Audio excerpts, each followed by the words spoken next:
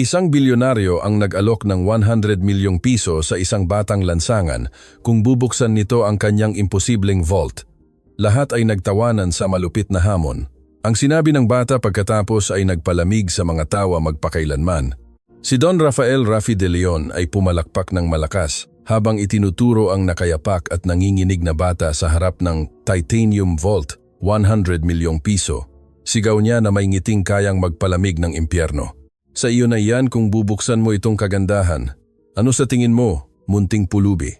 Sumabog sa marahas na tawanan ang 5 negosyanteng nakapalibot kay Don Rafi na halos mapaiyak sa kakatawa.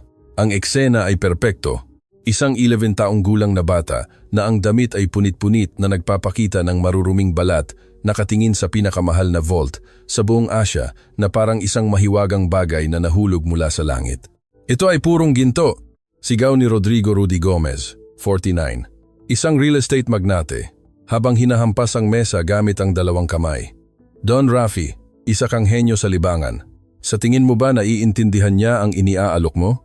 Si Gabriel Gabe Ortega, 51, ang tagapagmana ng pharmaceutical kumpanya, ay sumandal pa sa tuwa na may malupit na kislap sa kanyang mga mata. Marahil iniisip niya na ang 100 milyon ay parang 100 piso lang. O baka naman iniisip niyang makakain niya iyon. Dagdag ni Leonardo Leo Marquez, 54, isang oil magnate, na nagdulot ng isa pang alon ng brutal na tawanan. Si Elena Len Reyes, 38, ay mahigpit na hawak ang kanyang walis mop na ang mga kamay ay nanginginig ng marahas, kaya ang kahoy na hawakan ay ritmikong tumatama sa sahig. Bawat tama ay parang tambol, nagmamarka ng kanyang kahihiyan. Siya ang janitress ng gusali at nagawa ang hindi mapapatawad na pagkakamali ng dalhin ang kanyang anak sa trabaho dahil wala siyang pambayad sa mag-aalaga rito. Don De Leon, bulong ni Elena. Ang boses niya ay napakahina na halos hindi marinig sa gitna ng tawanan. Pakiusap, aalis na kami. Hindi gagalawin ng anak ko ang kahit ano. Nangangako ako ng katahimikan. Sumigaw si Don Rafi. Ang boses niya ay humihiwa sa hangin na parang latigo. Si Elena ay napaatras na parang nasaktan siya sa salita. Humingi ka ba ng permiso para magsalita? Sa loob ng 8 taon, nililinis mo ang mga banyo ko nang hindi ko man lang binabanggit ang pangalan mo. At ngayon gusto mong istorbohin ang pulong ko? Ang katahimikan na sumunod ay napakatensyon na tila ito ay matibay. Ibaba ni Elena ang kanyang ulo. Nagsisimulang mamuo ang mga luha sa kanya. Pinanood siya ng kanyang anak na may kaluluwang nagdurugtong, isang pinaghalong sakit, kawalang kapangyarihan, at isang bagay na mas malalim na hindi dapat maramdaman ng isang 11 taong gulang. Si Don Rafi de Leon sa kanyang edad na 53 ay nagtayo ng 900 milyong fortune, naging walang awa sa negosyo at malupit sa mga itinuturing niyang mas mababa. Ang kanyang opisina sa ika-42 palapag ay isang malaswang monumento sa kanyang ego. Floor to ceiling na mga bintana na may malawak na tanawin ng lungsod, imported na mga muebles na mas mahal pa sa buong bahay, at ang Swiss Vault na binayaran niya katumbas ng 10 taong sahod ni Elena.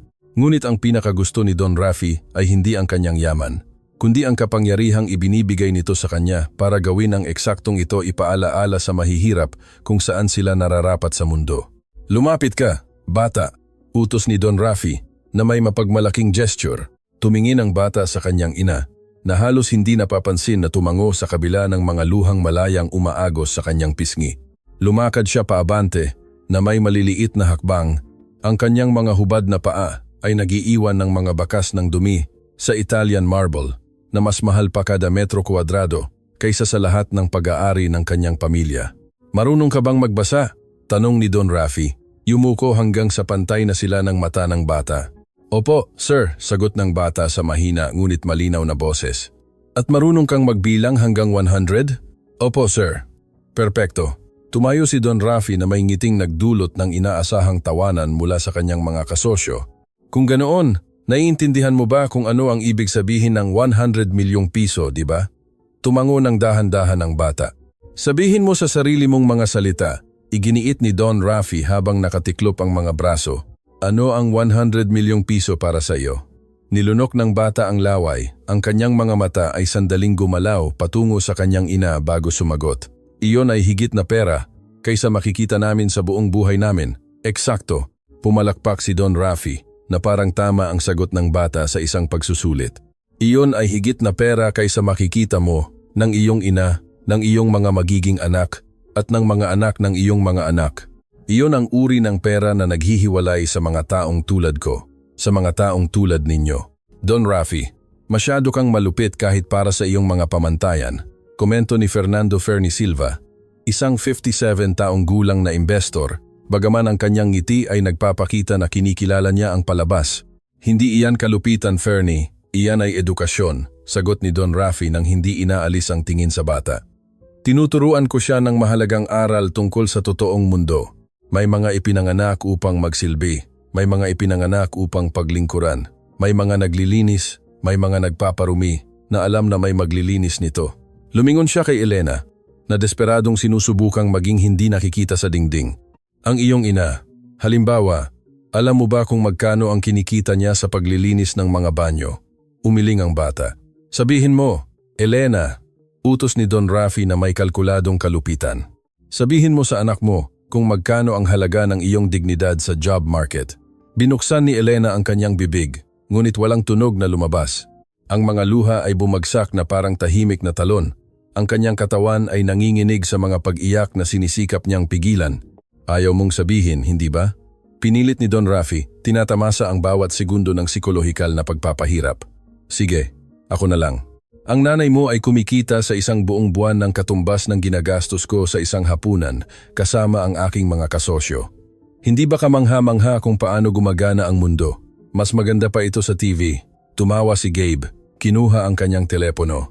Dapat nating i-record ito. Ginagawa ko na. Ipinakita ni Leo ang kanyang aparato na may masamang ngiti. Diretso ito sa private group namin. Mamamatay sa kakatawa ang mga kasama sa club. Pinanood ng bata ang buong eksena na unti-unting nagbabago ang ekspresyon. Ang paunang kahihiyan ay napapalitan ng isang bagay na naiiba, isang bagay na mas mapanganib, isang malamig at kalkuladong galit na kumikislap sa kanyang mga mata na parang baga. Ngunit bumalik tayo sa ating laro. Ibinalik ni Don Rafi ang kanyang atensyon sa Bavolt, hinahaplos ang metal na parang isang pinapaburang alaga. Ang kagandahang ito ay isang Swiss-Tech titanium na direktang inangkat mula sa Geneva. Alam mo ba kung magkano ito? Umiling ang bata. 3 milyong piso. Hayaang lumutang ni Don Rafi ang numero sa hangin. Ang volt lang na ito ay mas mahal pa kaysa kikitain ng iyong ina sa loob ng 100 taon sa paglilinis ng aking mga banyo. Mayroon itong military-grade technology, mga biometric scanner, mga code na nagbabago kada oras. Talagang imposibleng buksan ng walang tamang kombinasyon. Kung gayon, bakit ka nag-aalok ng pera para sa isang bagay na imposible? Tanong ng bata ng mahinahon. Ang tanong ay nagulat kay Don Rafi. Sandali, nawala ang kanyang ngiti. Ano ang sinabi mo? Kung imposible itong buksan, wala kang panganib na kailangan mong bayaran ang 100 milyon. Inulit ng bata ang may simpleng ngunit mapaminsalang lohika. Kung gayon, hindi ito totoong alok. Isa lamang itong laro para pagtawanan kami. Ang katahimikan na sumunod ay iba sa mga nauna. Ang mga negosyante ay nagpalitan ng hindi komportableng tingin. Ang bata ay naglantad lamang sa fundamental na kalupitan ng laro ni Don Rafi na may brutal na kalinawan. Tingnan mo nga naman, tumawa si Rudy, ngunit pilit ang tunog. May utak pala ang bata, hindi mo magagamit ang utak kung wala kang edukasyon, sabi ni Don Rafi. At ang edukasyon ay nangangailangan ng pera na hindi kayang bilhin ng mga taong tulad mo, dagdag pa niya. Ang tatay ko, kabaliktaran ang sinasabi, sagot ng bata. Ang boses niya ay mahina pa rin, ngunit nagkakaroon ng katatagan na nagulat sa lahat. Ang tatay mo, kinutya ni Gabe, at nasaan na ang tatay mo ngayon? Masyadong abala para alagaan ang sarili niyang anak? Patay na, sinabi ng bata ng walang emosyon. Ngunit si Elena ay nakapagbitaw ng isang hiyaw na umalingaw-ngaw sa buong opisina bilang isang tahimik na sigaw ng sakit. Ang salita ay bumagsak sa silid na parang bomba. Kahit ang pinakasarkastik na mga negosyante ay nakaramdam ng hindi komportableng pagkilos sa kanilang sikmura. Nag-cross sila ng linya nang hindi nila namamalayan. Ikinalulungkot ko, bulong ni Don Rafi. Kahit na ang mga salita ay walang laman kahit sa kanyang sarili, hindi niya ito nararamdaman. Tinitigan siya ng bata ng diretso sa mata na may tindi na nagpaurong kay Don Rafi nang hindi niya namamalayan. Bata, mag-ingat ka sa pagsasalita mo sa akin. Binalaan ni Don Rafi, naramdaman na nawawala sa kanyang kontrol ang sitwasyon. O ano pa? Tanong ng bata nang may katahimikan na nakakatakot para sa isang bata. Tatanggalin mo ba sa trabaho ang nanay ko? Aalisin mo ba ang trabaho na halos hindi sapat para makakain kami? Papahirapain mo ba kami kaysa sa kung ano kami ngayon? Bawat tanong ay parang sampal. Napagtanto ni Don Rafi na lubos niyang minaliit ang batang ito. Inakala niya na ang kahirapan ay katumbas ng kamangmangan. Ang tatay ko ay security engineer. Nagpatuloy ang bata habang dahan-dahang naglalakad patungo sa vault. Nang didisenyo siya ng mga security system para sa mga bangko at kumpanya. Tinuturuan niya ako tungkol sa mga code at algorithm habang nagtatrabaho siya sa bahay. Sabi niya, ang mga vault ay hindi lang metal at teknolohiya. Ito ay psikolohiya. Ito ay tungkol sa pag-unawa kung paano mag-isip ang mga tao. Ang 5 negosyante ay nanonood na ngayon sa ganap na katahimikan na naakit sa kabila ng kanilang sarili. At ano ang itinuro niya sa iyo tungkol sa mga tao?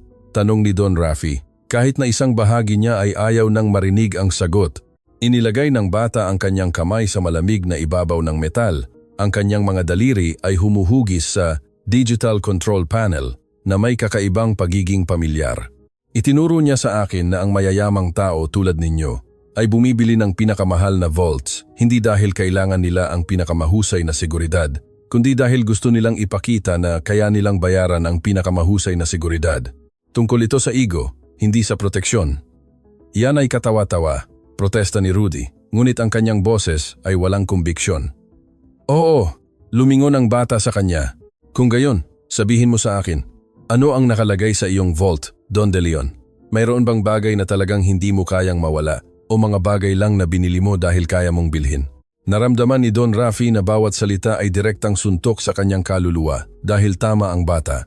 Ang kanyang vault ay naglalaman ng mga alahas na hindi niya kailanman isinuot, mga dokumento na kayang kopyahin, at cash na isang maliit na bahagi lamang ng kanyang kabuuang yaman. Wala siyang iningatan na hindi mapapalitan. Ang tatay ko ay nagsasabi na ang mga tao ay nagkakamali sa presyo bilang halaga, patuloy ng bata. Ang kanyang boses ay nagkakaroon ng autoridad na tila imposible para sa kanyang edad. Kayo ay nagbabayad ng milyon para sa mga bagay na walang tunay na halaga at hinahamak ninyo ang mga taong may buong halaga ngunit walang pera para patunayan ito. Tama na, sabi ni Don Rafi, ngunit ang kanyang boses ay mahina. Hindi ako pumunta rito para tumanggap ng mga aral sa pilosopiya mula sa isang bata. Hindi ka pumunta rito para pahiyain ako at ang nanay ko. Sagot ng bata na may brutal na katapatan na humihiwa na parang kutsilyo. Pumunta ka rito para ipaalala sa amin na mahirap kami at ikaw ay mayaman. Pumunta ka rito para maramdaman ang sarili mong mas mataas, ngunit ang hindi mo inaasahan ay may alam akong hindi mo alam. At ano ang alam mo na hindi ko alam? Tanong ni Don Rafi na may pang-aasar, kahit na mas mababa ang kumpirmasyon niya kaysa dati.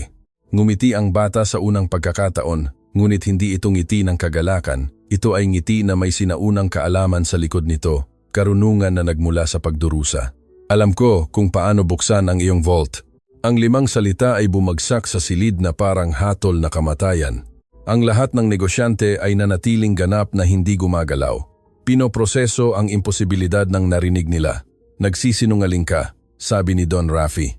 Ngunit may panginginig sa kanyang boses na nagtataksil sa kanyang kawalan ng katiyakan. Gusto mong patunayan ko? Tanong ng bata na may parehong hindi natitinag na katahimikan. Imposible iyan, sumabog si Gabe. Isa itong 3 milyong volt na may military technology. Walang batang lansangan ang makakaalam kung paano ito buksan. Isang batang lansangan, inulit ng bata. At sa unang pagkakataon, may tunay na damdamin sa kanyang boses. Iyon ang tingin ninyo sa akin. Isang batang lansangan lang.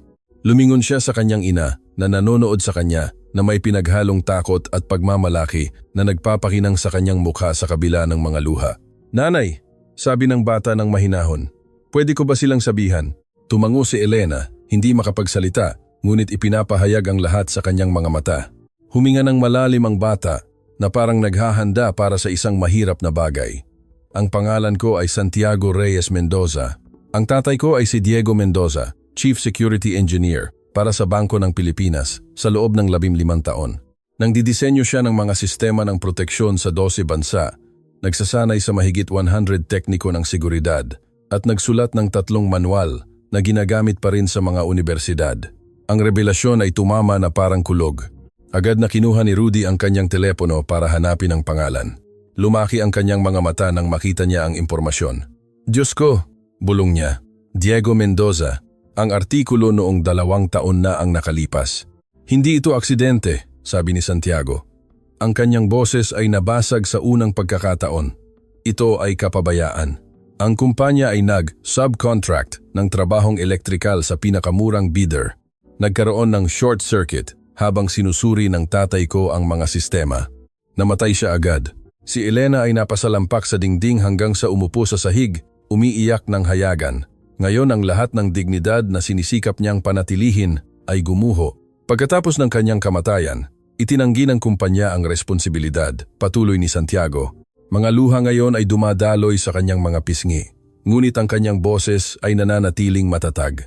Sinabi nila na nilabag ng tatay ko ang mga security protocol. Kinuha nila ang pensyon niya, pinalayas kami sa aming apartment. Ang nanay ko, na dating guro, ay kinailangan iwanan ang kanyang trabaho para alagaan ako dahil gabi-gabi akong nagkakaroon ng mga nightmare. At ngayon naglilinis ng banyo, bulong ni Leo. Ang lahat ng dating pang-aasar ay naglaho sa kanyang boses. Ngayon naglilinis ng banyo para sa mga taong itinuturing siyang hindi nakikita. Tumango si Santiago. Para sa mga taong hindi man lang nagtanong ng pangalan niya, na hindi man lang gustong malaman na nagpalaki siya ng isang anak na mag-isa sa loob ng 2 taon habang nagtatrabaho ng 3 trabaho, na hindi man lang alam na dati siyang nagtuturo ng panitikan sa high school at mahal na mahal siya ng kanyang mga estudyante.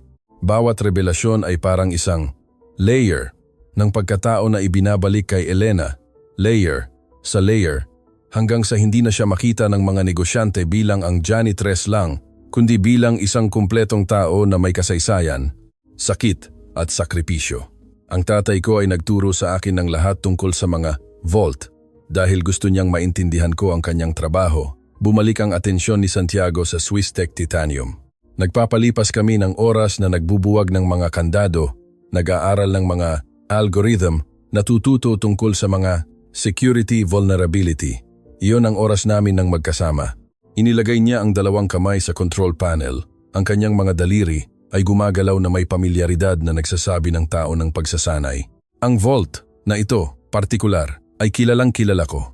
3 piraso nito ang na-install ng tatay ko sa mga bangko bago siya namatay. Ipinakita niya sa akin ng eksakto kung paano ito gumagana. Kung gayon, gawin mo, hinamon ni Don Rafi. Bagaman ang kanyang boses ay nawala ang lahat ng dating pagmamayabang. Kung talagang alam mo, buksan mo. Dahan-dahang umiling si Santiago. Hindi ko bubuksan ang vault ninyo, Don De Leon. Bakit hindi? Tanong ni Gabe na may tunay na pagkalito. Dahil kung bubuksan ko, sasabihin ninyo na sinuwerte lang ako o nandaya ako. O babaguhin ninyo lang ang mga patakaran ng laro tulad ng ginagawa ninyong mga mayayaman, sagot ni Santiago na may simpleng lohika na masakit dahil nagmula sa isang bata, ngunit may mas mahusay akong magagawa. Ano iyon? Tanong ni Don Rafi. Ganap na nahuhumaling. Ngayon ngumiti si Santiago at sa pagkakataong ito, may panalong tunay sa kanyang ekspresyon. Maaari kong sabihin sa inyo ang inyong security code. Ang katahimikan na sumunod ay ganap. Naramdaman ni Don Rafi na gumagalaw ang sahig sa ilalim ng kanyang mga paa. Imposible iyan, bulong niya. Walang nakakaalam ng code na iyan maliban sa akin. Ang code ninyo ay 17847, hindi ba? Tanong ni Santiago ng may kaswal na katahimikan. Si Don Rafi ay nataranta. Ang kanyang mukha ay nawala ang lahat ng kulay. Ang mga numero ay eksakto, ganap na eksakto. Paano? Iyon lang ang kaya kong ibulong, sabi niya. Dahil ang lahat ng SwissTech Vaults ay may factory master code na dapat agad na palitan pagkatapos ng instalasyon, paliwanag ni Santiago. Ngunit natuklasan ng tatay ko na 73% ng mga kliyente ay hindi ito pinalitan.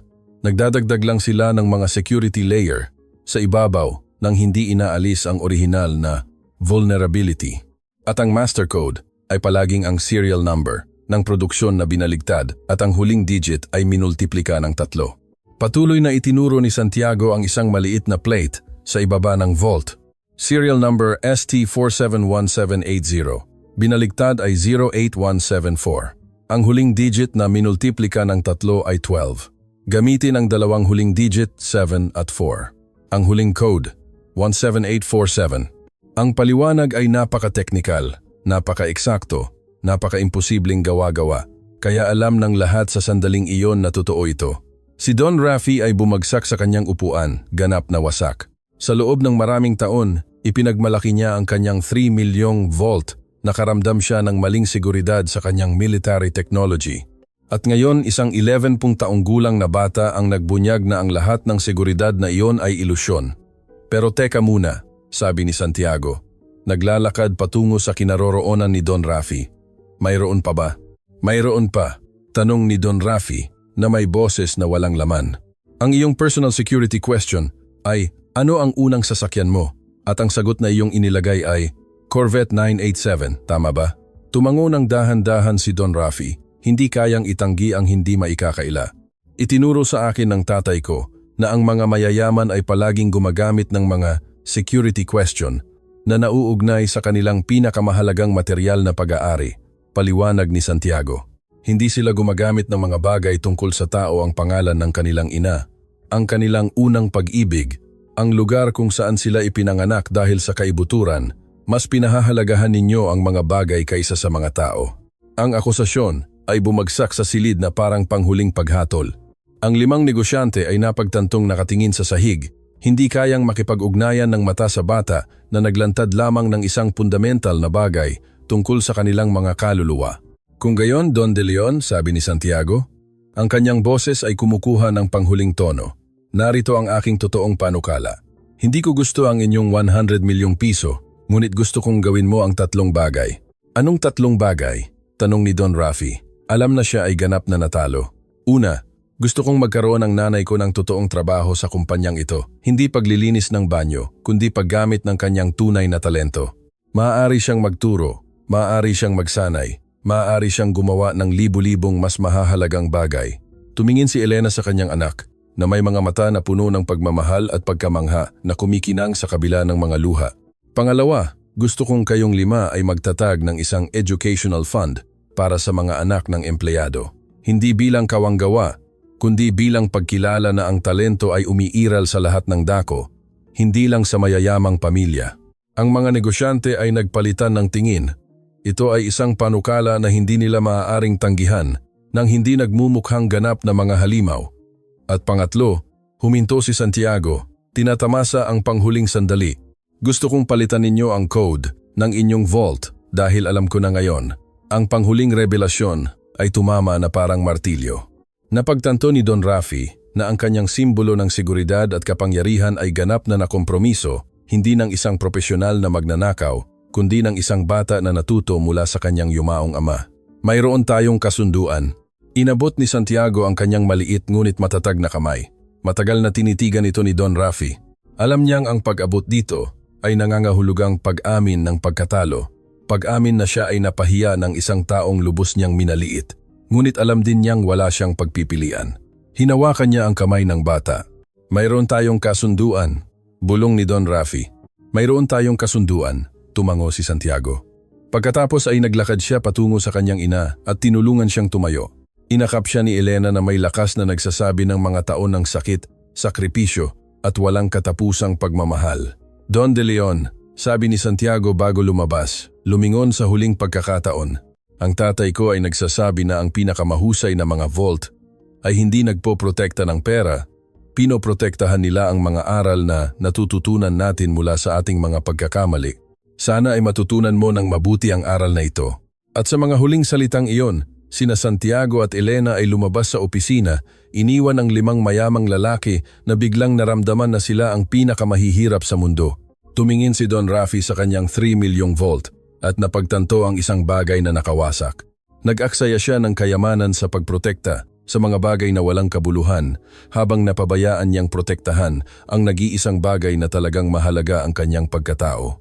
Ang mahirap na bata ay nagbigay sa kanya ng pinakamahal na aral sa kanyang buhay at hindi ito nagkakahalaga ng 1 sentimos.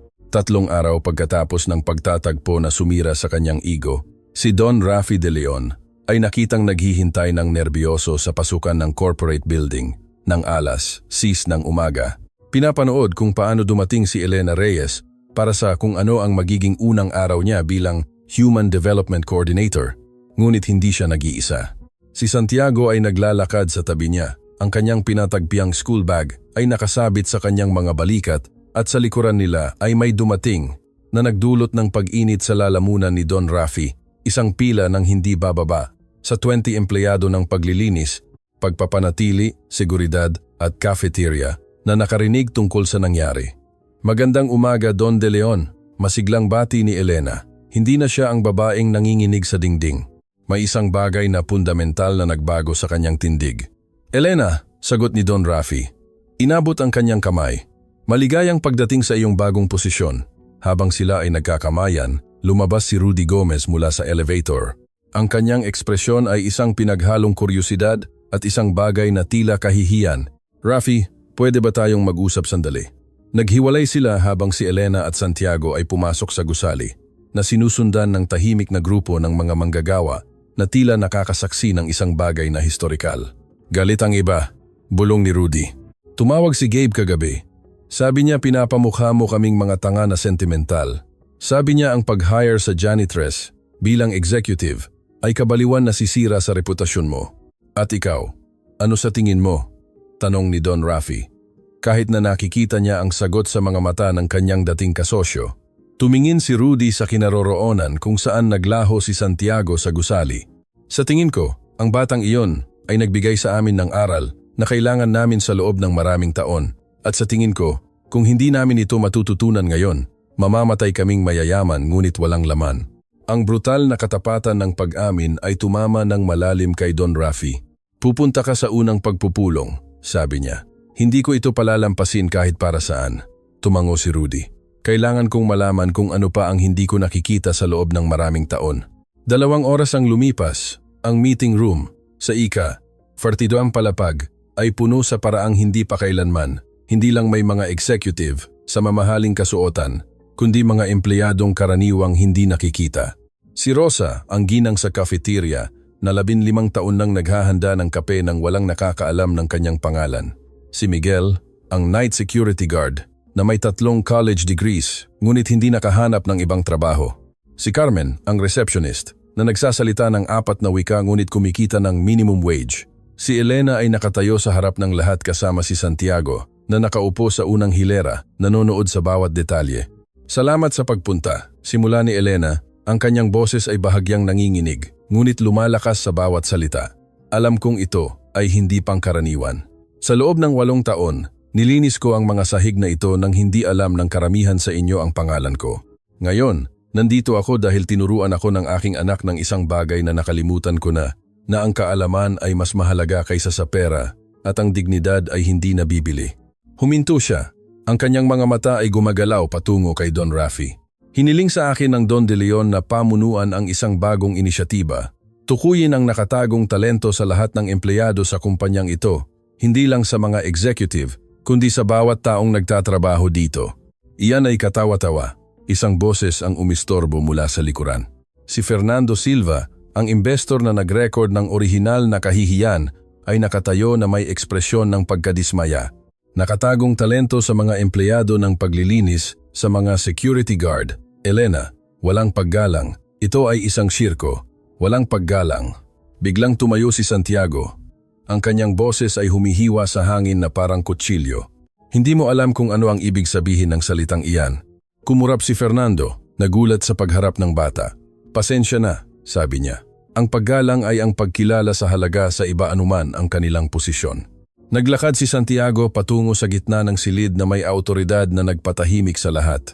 Inirecord mo ang kahihiyan ng nanay ko para makatawa kasama ang mga kaibigan mo. Yan ba ang paggalang?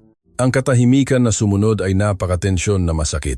Naramdaman ni Fernando ang lahat ng tingin sa kanya, humuhusga, nag-evaluate. Miguel, sabi ni Santiago, lumingon sa guard, na nagulat nang marinig ang kanyang pangalan. Maaari mo bang sabihin kay Mr. Silva kung ilang wika ang sinasalita mo? Nilunok ni Miguel ang laway, nerbyoso. Nagsasalita ako ng Tagalog, Ingles, Pranses, at Mandarin. At ilang degree, mayroon ka? 3. Bachelor's in Business Administration, Master's in International Security, at Diploma in Crisis Management. Ang revelasyon ay bumagsak na parang bomba.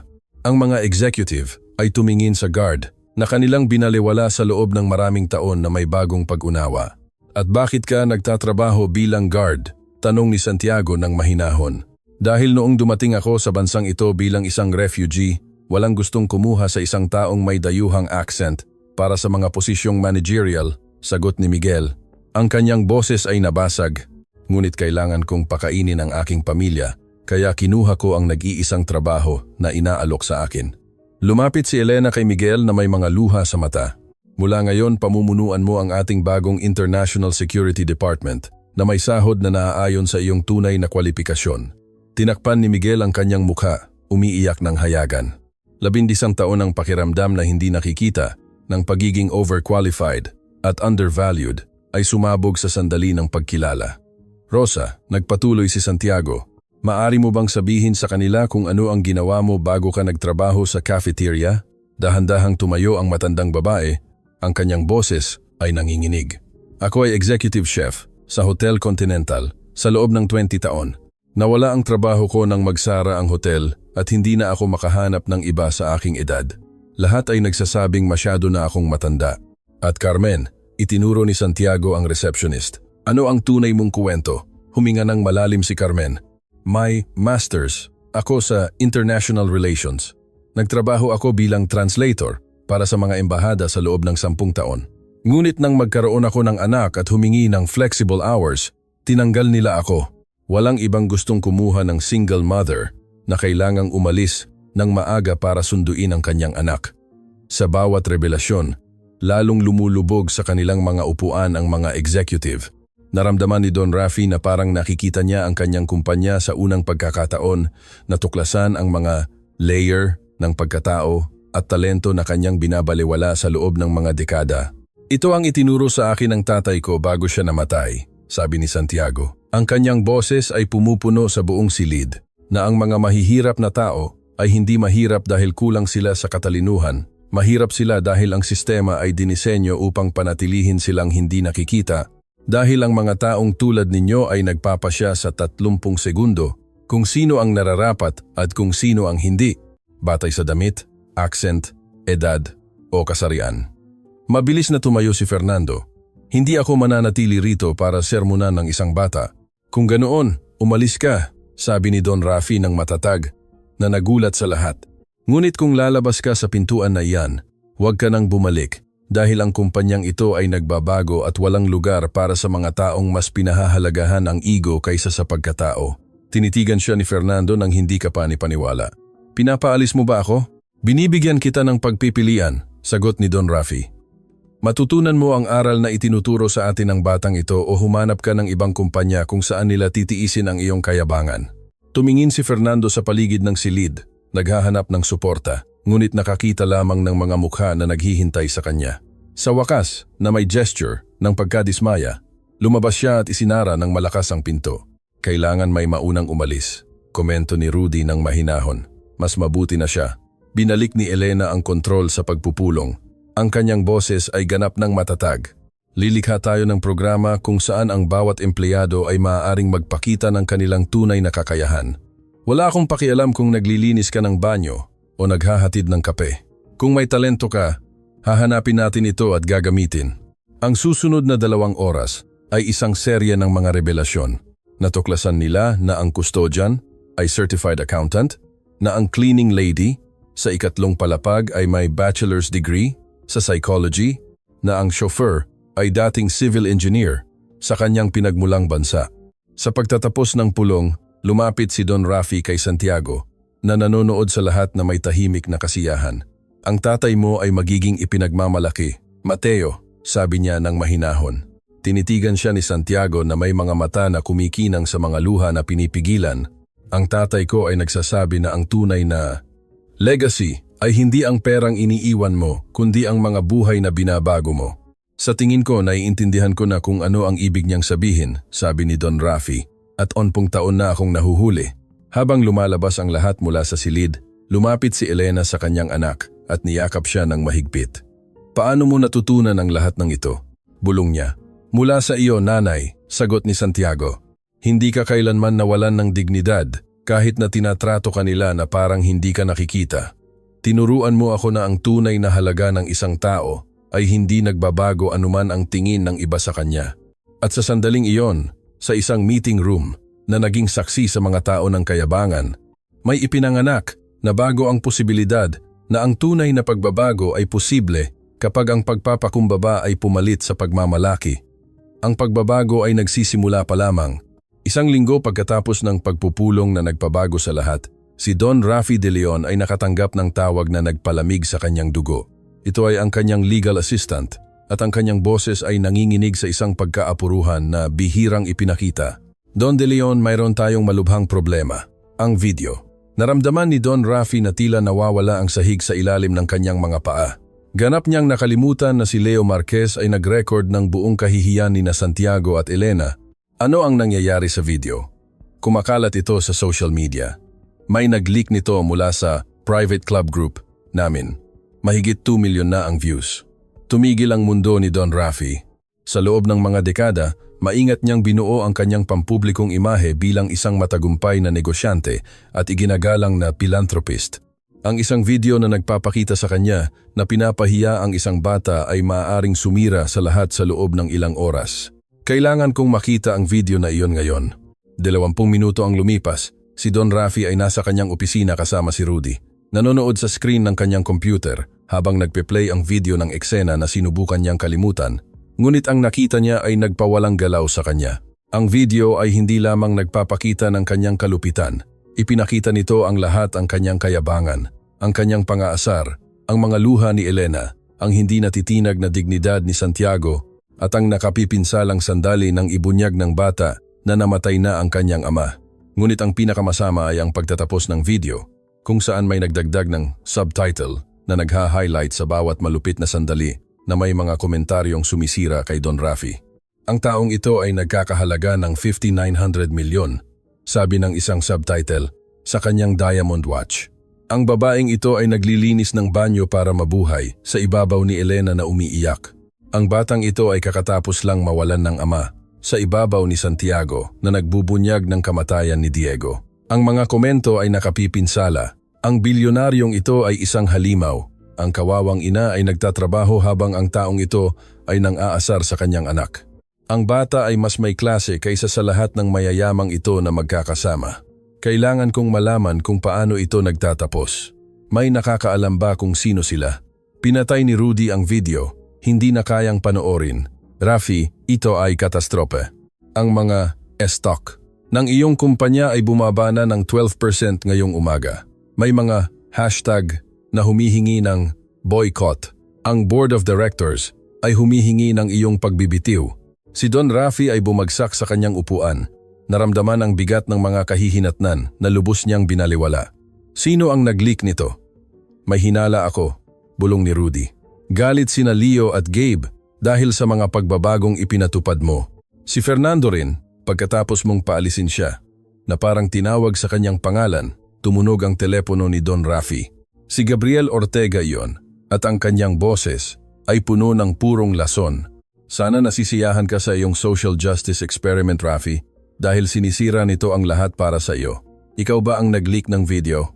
Tanong ni Don Rafi, kahit na ang sagot ay halata mula sa kanyang nagtatagumpay na tono. Wala akong nileak, ngunit noong ipinakita sa akin ni Fernando ang video at tinanong niya ako kung sa tingin ko ba ay dapat itong maging publiko, sinabi ko sa kanya na ang katotohanan ay laging karapat-dapat na malaman. Ang ginagawa ng mga tao sa katotohanan iyon ay hindi ko problema. Alam mo ba ang ginawa mo? Naramdaman ni Don Rafi ang galit na kumukulo sa kanyang dibdib. Hindi mo lang ako sinira, sinira mo rin sina Elena at Santiago. Ngayon alam na sila ng lahat. Hahanapin sila, gagawin silang palabas. Dapat mong naisip iyon bago mo sila ginawa na mga corporate pet mo, sagot ni Gabriel ng malamig. Ginawa mo kaming mga halimaw, Rafi. Kaya nagpasya kaming ipakita sa mundo kung sino ka talaga. Nagtapos ang tawag, iniwan si Don Rafi na nanginginig sa galit at kawalan ng kapangyarihan. Sa loob ng 53 taon, kinontrol niya ang mga narrative, minanipula ang mga persepsyon, binuo ang kanyang imahe ng may surgical precision. At ngayon, isang 50 minutong video ang sumisira sa lahat. Ano ang gagawin mo? Tanong ni Rudy ng mahinahon. Bago pa makasagot si Don Rafi, pumasok ang kanyang secretary. na nagmamadali. Don De Leon, may mga mamamahayag na nakapalibot sa gusali at kakarating lang ni Elena Reyes kasama ang kanyang anak. Inaabala siya ng mga reporter sa pasukan. Tumayo agad si Don Rafi. Sabihin mo sa seguridad na ilabas sila at dalhin sina Elena at Santiago sa opisina ko gamit ang pribadong pasukan. 10 minuto ang lumipas. Pumasok si Elena sa opisina kasama si Santiago, parehong malinaw na nababagabag. Si Elena ay may pulang mata dahil sa pag-iyak at si Santiago ay mahigpit na humawak sa kanyang kamay ng protektado. Pasensya na, agad na sabi ni Don Rafi. Ang mga salita ay lumabas bago pa niya ito naisip. Lubos akong humihingi ng paumanhin. Kasalanan ko ito. Ako ang naglagay sa inyo sa posisyong ito. Hindi mo kasalanan, sagot ni Don Rafi kahit na nanginginig ang kanyang boses. Ikaw ang hindi nag-leak ng video, ngunit ako ang lumikha ng sitwasyon na nagpahintulot na umiral ang video na iyon. Ako ang nagpahiya sa inyo. Ako ang Don De Leon, pinutol siya ng boses ni Santiago. Ang bata ay nakatingin sa kanya na may mga mata na masyadong matanda para sa kanyang edad. Maaari ba akong magtanong sa iyo, anuman? Nagsisisi ka ba dahil naging publiko ang video o nagsisisi ka ba sa ginawa mo? Ang tanong ay tumama kay Don Rafi na parang direktang suntok sa tiyan. Napagtanto niya na inilantad lang ni Santiago ang isang fundamental na bagay, ang pagkakaiba sa pagitan ng pagsisisi sa mga kahihinatnan at pagsisisi sa mga aksyon. Nagsisisi ako sa parehong bagay, tapat na sagot ni Don Rafi. Ngunit tama ka sa pagtatanong. Dahil kung hindi kailanman na-leak ang video, hindi ko alam kung talagang haharapin ko ang ginawa ko.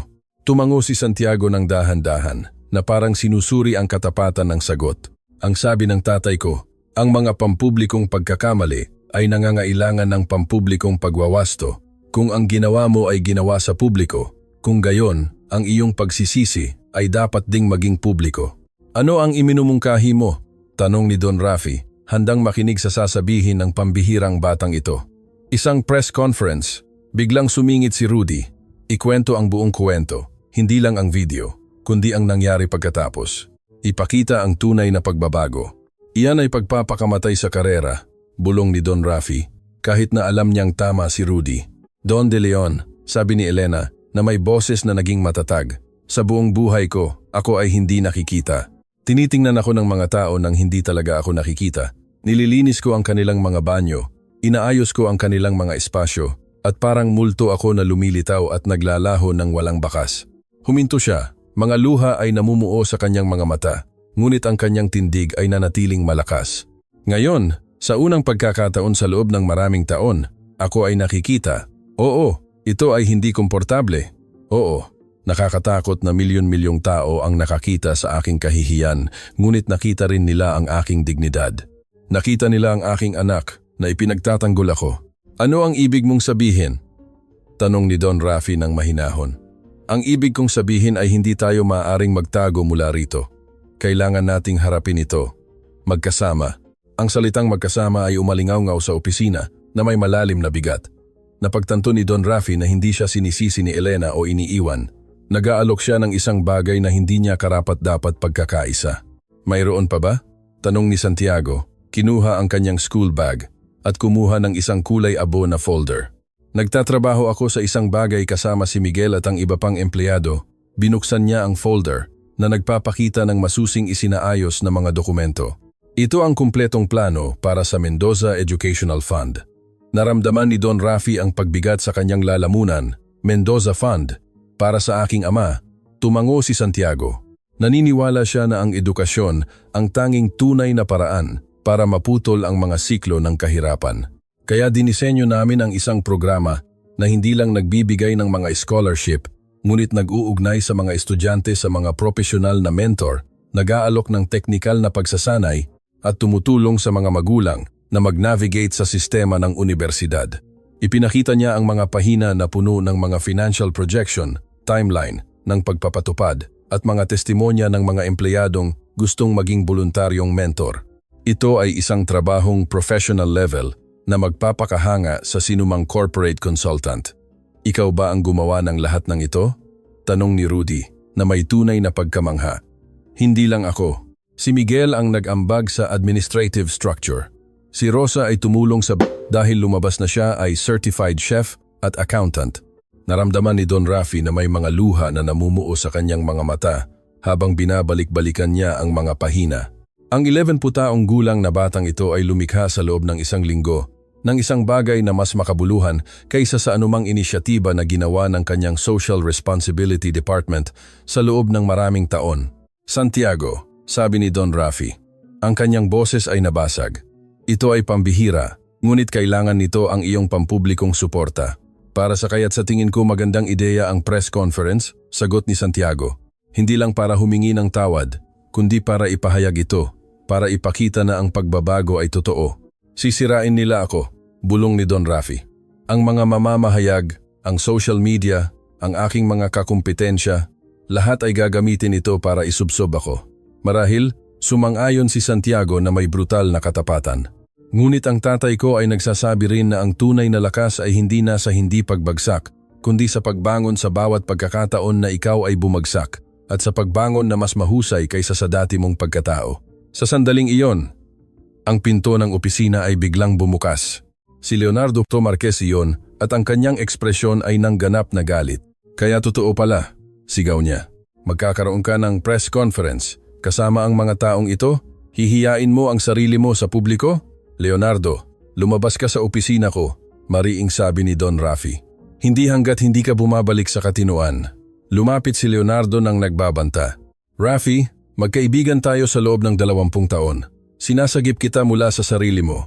Ang babae at ang kanyang anak ay nagmamanipula sa iyo. Tama na. Ang boses ni Santiago ay humiwa sa hangin na parang kulog. Lahat ay lumingon sa bata, nagulat sa lakas ng kanyang boses. Ikaw ang nag-record ng kahihiyan namin para sa libangan. Naglakad si Santiago diretso kay Leonardo nang walang takot. Pagkatapos ay tinulungan mong i-leak ang video na iyon para sirain si Don De Leon dahil hindi niya nagustuhan na tratuhin niya ang nanay ko bilang tao. Wala akong nileak. Hindi direkta, pagprotesta ni Leonardo, ngunit ang kanyang boses ay kulang sa kumbiksyon. Ngunit ibinigay mo ang video kay Fernando. Alam mo nang eksakto kung ano ang gagawin niya. Tinitigan siya ni Santiago na may mga mata na tila nakatingin sa kanyang kaluluwa. Alam mo kung ano ang nagpapaiba sa iyo sa Don De Leon? Ano? Tanong ni Leonardo na may paghamak. Si Don De Leon ay malupit dahil sa kayabangan, ngunit kahit papaano ay mayroon siyang lakas ng loob na harapin ang kanyang mga pagkakamali at magbago. Ikaw ay malupit dahil sa pagiging duwag. Itinatago mo ang iyong kalupitan sa likod ng pagprotekta sa isang kaibigan, gayong ang totoo lang ay pinoprotektahan mo ang sarili mong ego. Ang katahimikan na sumunod ay napakatensyon na masakit. Tinitigan ni Leonardo ang bata na may pinaghalong galit at isang bagay na tila kahihiyan. Alam mo ba kung ano pa ang natuklasan namin ngayong linggo? Patuloy ni Santiago nang walang awa. Si Miguel ay nag-imbestiga ng kaunti tungkol sa iyo. Lumabas na ang iyong kumpanya ng langis ang may pinakamasamang record sa workplace safety sa buong industriya. 11 na manggagawa na ang namatay sa iyong mga pasilidad sa loob ng huling 5 taon. Namutla si Leonardo. Iyan ay kumpidensyal na impormasyon. 14 na pamilyang nawasak, inulit ni Santiago. Mga luha ngayon ay dumadaloy sa kanyang mga pisngi. 14 na anak na nawalan ng ama, tulad ng pagkawala ko sa aking ama. 14 na biyuda na kinailangang maghanap ng trabahong paglilinis ng banyo tulad ng nanay ko. At ikaw ay may kapal ng mukha na husgahan si Don De Leon sa pagsisikap na maging mas mabuti. Lumapit si Elena sa kanyang anak at naglagay ng kamay sa kanyang balikat, ngunit hindi pa tapos si Santiago. Namamatay ang aking ama dahil isang kumpanya ang nagpasya na makatipid ng pera kaysa protektahan ang kanilang mga manggagawa. Eksakto iyan ang ginawa mo ng 14 na beses. Kaya bago ka magsalita tungkol sa manipulasyon o kahihiyan, tingnan mo ang sarili mo sa salamin. Binuksan at isinara ni Leonardo ang kanyang bibig ng ilang beses, hindi makabuo ng sagot. Ang revelasyon ay napaka-eksakto, napaka-mapaminsala, na walang depensa na posible. Lumabas ka sa opisina ko. Inulit ni Don Rafi. Ang kanyang boses ay puno na ngayon ng ganap na autoridad. At Leonardo, kapag lumabas ka, isipin mo ang katartin na manggagawa na iyon. Isipin mo ang kanilang mga pamilya at tanungin mo ang sarili mo kung ang perang natipid mo ay nagkakahalaga ng kanilang buhay. Lumabas si Leonardo nang walang sinasabi, ngunit ang kanyang ekspresyon ay ng isang taong nakita lang ang sarili niyang kaluluwa at hindi niya nagustuhan ang nakita niya. Nang magsara ang pinto, lumingon si Don Rafi kay Santiago. Paano mo nalaman ang tungkol sa mga manggagawa? Si Miguel ay may mga koneksyon sa buong industriya, paliwanag ni Santiago. Nang magsimula kaming mag-imbestiga sa mga kumpanya ng ibang executive, nakakita kami ng maraming bagay na ayaw maging publiko ng sinuman. Anong klaseng mga bagay? Tanong ni Rudy, kahit na tila kinatatakutan niya ang sagot. Kumuha si Santiago ng isa pang folder mula sa kanyang backpack. Si Gabriel Ortega ay may 3 aktibong kaso tungkol sa workplace harassment.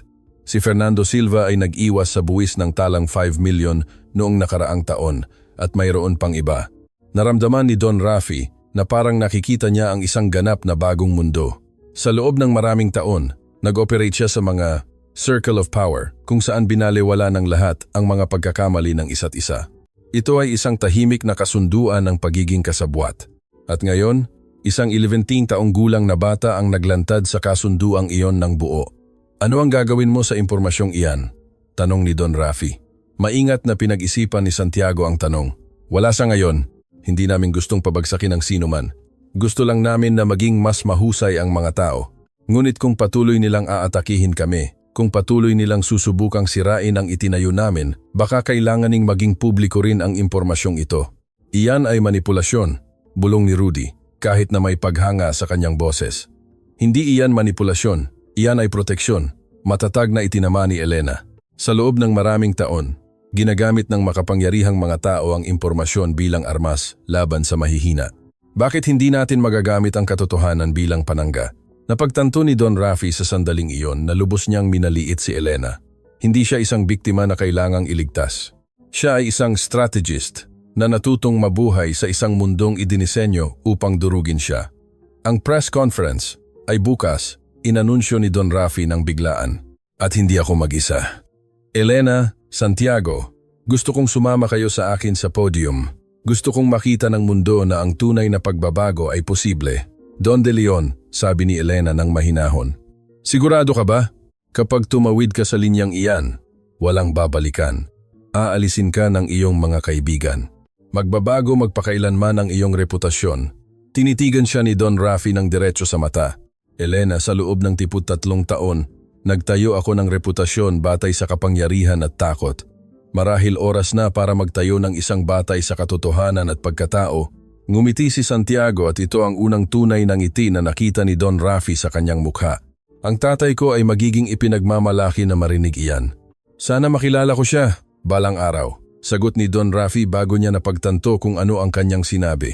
Ginagawa mo na siya ngayon, malumanay na sagot ni Santiago. Sa tuwing pinipili mong gawin ang tama kaysa sa madali, ginagampanan mo ang kanyang alaala dahil iyon ang palaging ginagawa niya. At sa sandaling iyon, sa isang opisina na naging saksi sa napakaraming kalupitan, may nangyaring himala. Isang bilyonaryo, isang janitress, at isang 11 taong gulang na bata ay naging mga kaalyado na pinag-isa ng isang bagay na mas makapangyarihan kaysa pera. Sila ay naging pamilyang pinili batay sa magkakatulad na pagpapahalaga. Ang press conference ay magaganap bukas at ang mundo ay hindi na magiging pareho. Ang conference hall ng Hotel Plaza ay puno hanggang sa pagkalubog mahigit 200 mamamahayag, mga national at international television cameras, at isang crowd na nagsiksikan sa labas ay lumikha ng isang kapaligiran ng kuryenteng tensyon. Ang video ng kahihiyan ay mayroon ng mahigit 8 milyong views at ang buong mundo ay naghihintay na marinig kung ano ang sasabihin ng bilyonaryong naibunyag bilang malupit. Ngunit ang hindi inaasahan ng sinuman ay makita si Don Rafi De Leon na pumasok sa entablado kasama si Elena Reyes sa isang gilid at si Santiago sa kabilang panig. Ang tatlong naglalakad ng magkasama na parang pantay-pantay. Agad na lumakas ang bulungan ng crowd. Iyan ang babae sa video. Bakit sila magkakasama? Ito ay magiging kamangha-mangha. Lumapit si Don Rafi sa microphone. Ang kanyang mga kamay ay nanginginig ng kitang-kita. Sa loob ng 13 taon, nagbigay siya ng mga corporate speeches, nagsalita sa mga international conferences, nakipagnegosasyon sa mga pinuno ng bansa, ngunit hindi kailanman naramdaman ang antas ng nakapipinsalang takot na ito.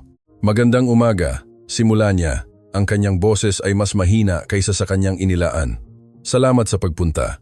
Huminto siya, nilunok ang laway, sinusubukang hanapin ang mga salitang inensayo niya buong gabi.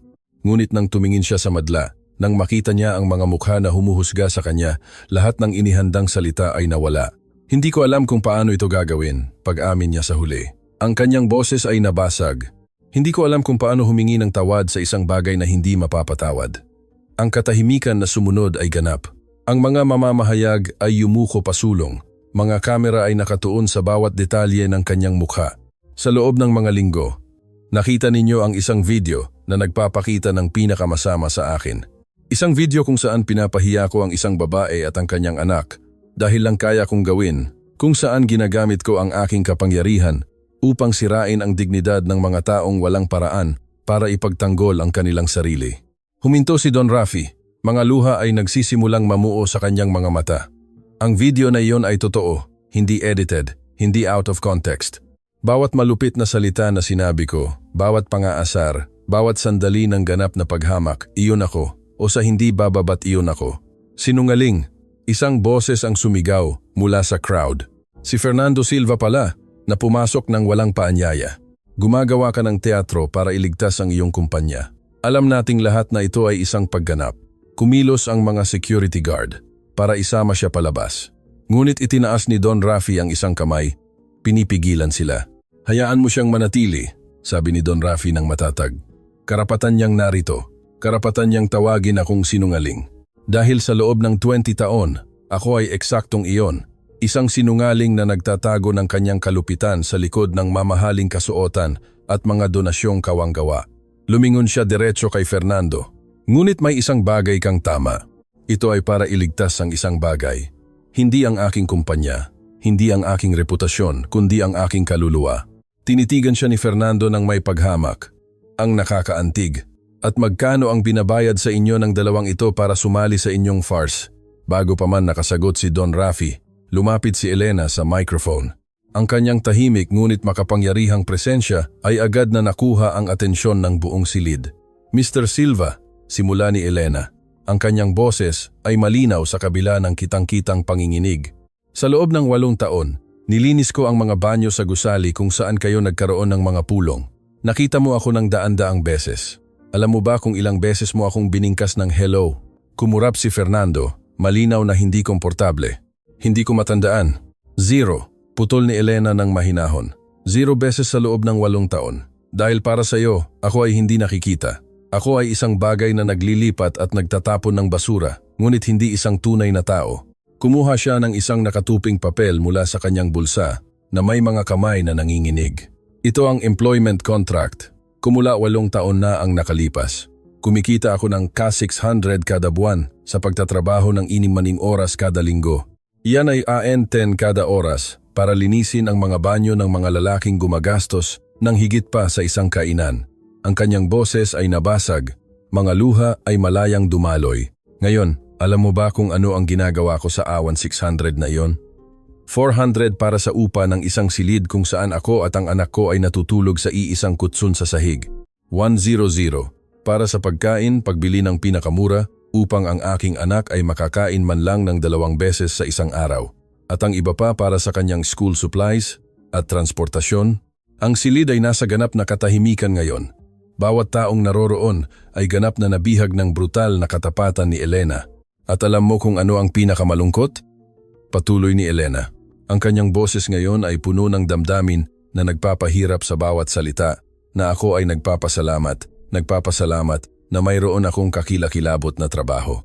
Nagpapasalamat na hindi ako pinapansin ng mga taong tulad mo sa halip na akuhin ako. Nagpapasalamat na naibibigay ko sa aking anak ang isang bubong sa kanyang ulo kahit na ito ay isang silid na may butas. Lumingon siya sa madla. Ang kanyang mga mata ay pula, ngunit ang kanyang tindig ay hindi kapanipaniwalang marangal. Pinapahiya ako ng Don De Leon sa pinakamasamang paraan. Pinaramdam niya sa akin na basura ako sa harap ng aking sariling anak at iyon ay kakilakilabot. Ngunit, alam mo ba, hindi bababa sa nakita niya ako. Sa unang pagkakataon sa loob ng 8 taon, mayroong isang tao na kumilala na ako ay umiiral. Hindi nito binibigyang katwiran ang ginawa niya. Sigaw ng isang mamamahayag mula sa likuran. Hindi nito binibigyang katwiran, matatag na sumang-ayon si Elena. Walang nagbibigay katwiran sa kalupitan. Ngunit may pagkakaiba sa pagitan ng isang taong malupit dahil hindi niya naisip ang pinsalang ginagawa niya. at isang taong nakikita ang pinsala, kinikilala ito at nagpa siyang magbago. Itinuro niya si Fernando. Ang taong iyon ay nag-leak ng video hindi dahil mahalaga ang aking dignidad, kundi dahil gusto niyang sirain ang isang taong humamon sa kanya. Ginamit niya ang aking kahihiyan bilang sandata. Mas mabuti ba iyon kaysa sa ginawa ni Don De Leon? Ang tanong ay nakabitin sa hangin na parang isang nakapipinsalang akusasyon. Binuksan ni Fernando ang kanyang bibig para magprotesta, ngunit walang nakitang salita. Si Santiago ay lumapit sa microphone, pagkatapos at isang bulong ang umikot sa crowd. Ang bata sa video, ang nagtanggol sa kanyang ina na may hindi natitinag na dignidad, ay malapit ng magsalita. Ang pangalan ko ay Santiago Reyes Mendoza. Nagsimula siya sa malinaw ngunit emosyonal na boses. Ako ay 10 taong gulang at 2 taon na ang nakalipas. Nawalan ako ng tatay sa isang aksidente sa trabaho na hindi dapat nangyari. Kumuha siya ng larawan mula sa kanyang bulsa at itinago ito sa mga kamera. Ito ay isang larawan ng isang nakangiting lalaki na may maliit na bata sa kanyang mga balikat. Ito, si Diego Mendoza. Siya ay isang security engineer.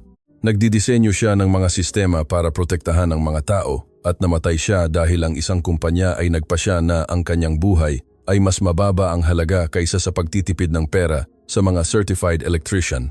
Ang kanyang boses ay ganap na nabasag, mga luha ay dumaloy sa kanyang mga pisngi, ngunit nagpatuloy siya sa pagsasalita. Pagkatapos niyang mamatay, walang tumulong sa amin. Itinanggi ng kumpanya ang responsibilidad.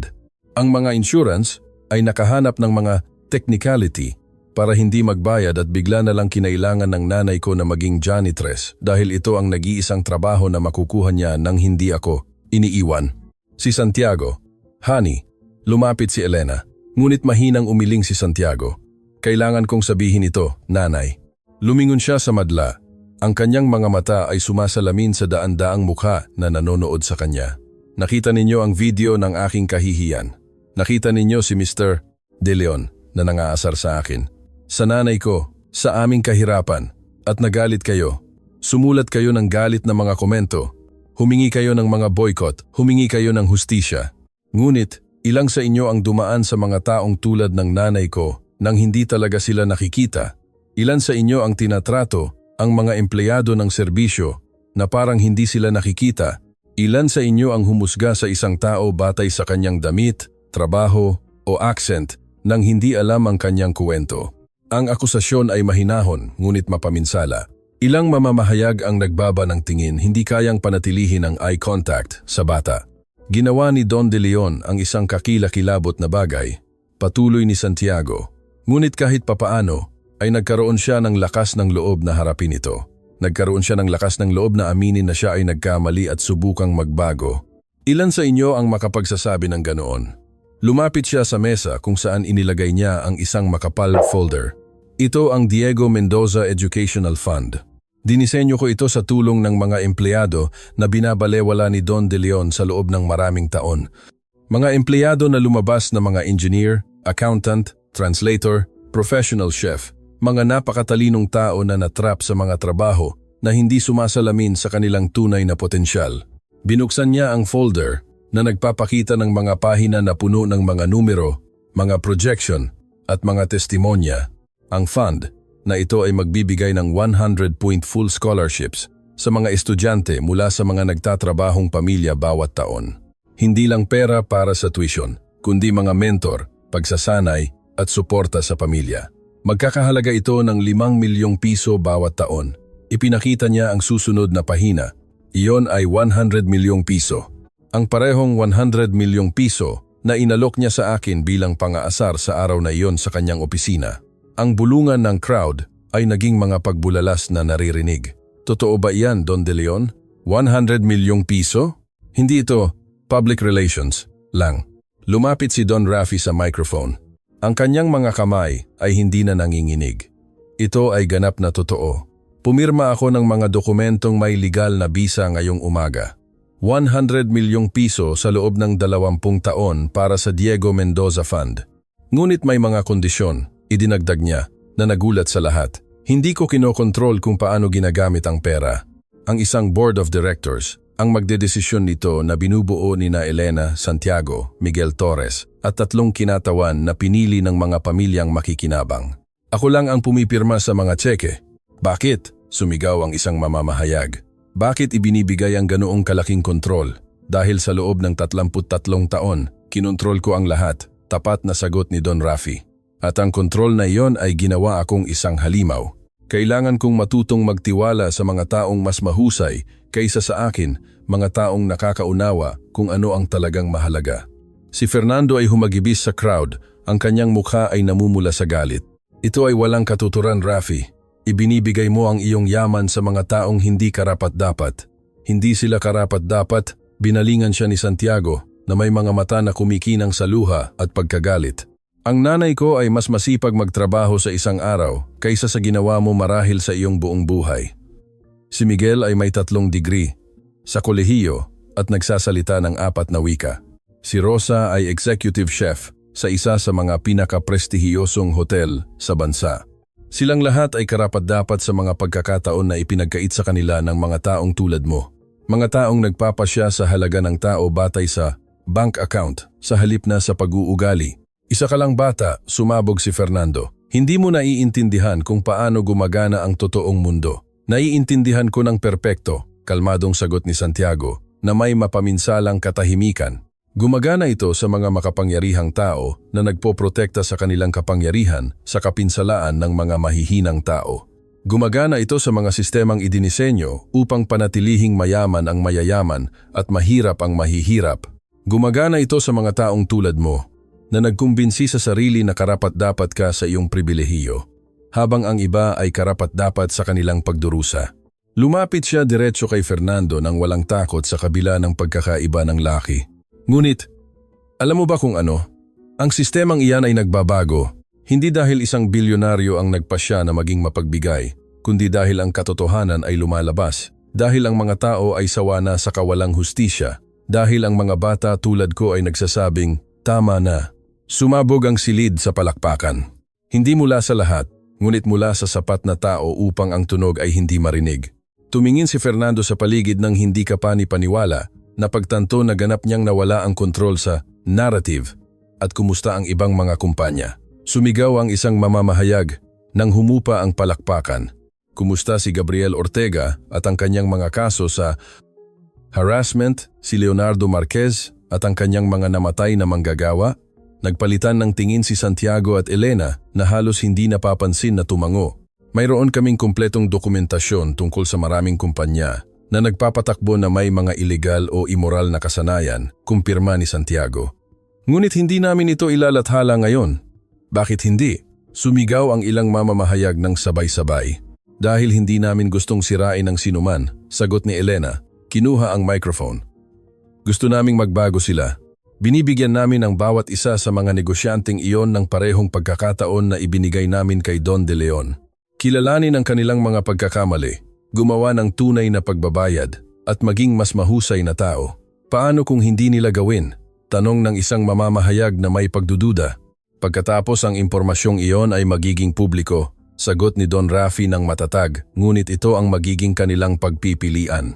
Maaari silang pumili na magbago ng kusang loob o mapilitang magbago sa pamamagitan ng public scrutiny. Iyan ay parang extortion, akusasyon ni Fernando. Hindi iyan extortion, iyan ay hustisya, itinama ni Santiago. Sa loob ng maraming taon ginamit ninyo ang inyong kapangyarihan bilang isang tahimik na banta. Kumilos ka ng maayos o tatanggalin kita sa trabaho. Tanggapin mo ang aking harassment o mawawala ang iyong trabaho. Magtrabaho sa mapanganib na kondisyon o wala kang paraan para pakainin ang iyong pamilya. Iyan ang tunay na extortion. Ang ginagawa namin ay binibigyan ka ng pagpipilian na gawin ang tama bago ka mawalan ng pagpipilian. Isang mamamahayag mula sa isang international media outlet ang tumayo. Don De Leon, mawawalan ka ng daan-daang milyong piso sa inisyatiba na ito. Ang iyong mga stock ay bumaba na ng 28%. May mga haka-haka na ang board of directors na puwersahang magpapatanggal sa iyo. Worth it. Tumingin si Don Rafi kina Elena at Santiago pagkatapos sa madla. 6 na linggo na ang nakalipas, sasabihin ko na hindi. Sasabihin ko na ang aking kumpanya, ang aking yaman, ang aking reputasyon, ang pinakamahalaga sa mundo. Ngunit nakilala ko ang isang 11 taong gulang na bata na nagturo sa akin na may mas mahalagang bagay kaysa sa lahat ng pera sa mundo. Tinuruan niya ako tungkol sa dignidad, tungkol sa hustisya, tungkol sa uri ng legacy na tunay na mahalaga. Ang kanyang boses ay ganap na nabasag. Ginugol ko ang 53 taon sa pag-iipon ng yaman na hindi kailanman nagpasaya sa akin, pagtatayo ng mga imperyo na hindi kailanman nagbigay sa akin ng kasiyahan, sinusubukang punan ang isang kawalan ng mga bagay na hindi makapupuno dito. At pagkatapos isang babaeng naglilinis ng aking mga banyo at ang kanyang anak ang nagpakita sa akin kung ano ang hinahanap ko sa lahat ng oras na ito, tunay na layunin, tunay na koneksyon ng tao, ang kasiyahan ng paggamit ng iyong pribilehiyo upang itaas ang iba sa halip na durugin sila. Mga luha ang malayang dumaloy sa kanyang mukha ngayon, kaya oo, sulit ito. Sulit bawat sentimos, bawat porsyento ng pagbaba ng stock, bawat kaibigang umalis sa akin. Dahil sa unang pagkakataon sa aking buhay, kapag tumingin ako sa salamin, nakakakita ako ng isang taong ipagmamalaki sana ng aking ina na makilala. Ang katahimikan na sumunod ay sagrado. Kahit ang pinakasarkastik na mamamahayag ay napatahimik sa brutal na katapatan ng pag-amin. Lumapit si Santiago kay Don Rafi at hinawakan ang kanyang kamay. Ang kilos ay simple, ngunit ang kahulugan nito ay malalim pagpapatawad, pagkakaisa, at ang pangako na ang tunay na pagbabago ay posible. Kinuha ni Elena ang kabilang kamay ni Don Rafi at silang tatlo ay tumayo sa harap ng mga kamera, pinag-isa hindi ng pera o kapangyarihan, kundi ng isang bagay na walang hanggan na mas malakas ang press conference, ay nagtapos sa isang standing ovation na tumagal ng halos 5 minuto. Sa labas, tumutugon ang mundo.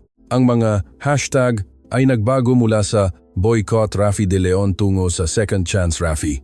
Ang mga stock ng kanyang kumpanya ay nagsimulang bumawi at mas mahalaga, dosena ng mga negosyante ang nagsimulang makipag-ugnayan ng pribado, nagtatanong kung paano sila makakapagpatupad ng katulad na mga pagbabago. Ang pagbabago ay hindi na personal. Ito ay naging isang kilusan.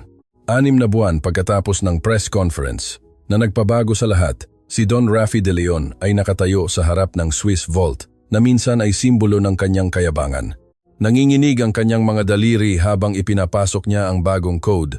Isa na agad niyang binago pagkatapos ng gabing iyon nang ibunyag sa kanya ni Santiago ang kanyang vulnerability. Ang dating code ay 17847. Ang bago ay 030525, ang kaarawan ni Santiago. Ang GA Vault ay bumukas na may mahinang click na nagpapakita ng nilalaman nito, ngunit ang nasa loob ay hindi na mamahaling alahas o hindi kinakailangang GAT cash. Ito ay isang koleksyon ng mga larawan, mga sulat kamay na liham mula sa mga nakinabang sa Diego Mendoza Fund at isang selyadong sobre na may nakasulat, "Buksan lamang kung nakalimutan ko kung sino ang gusto kong maging."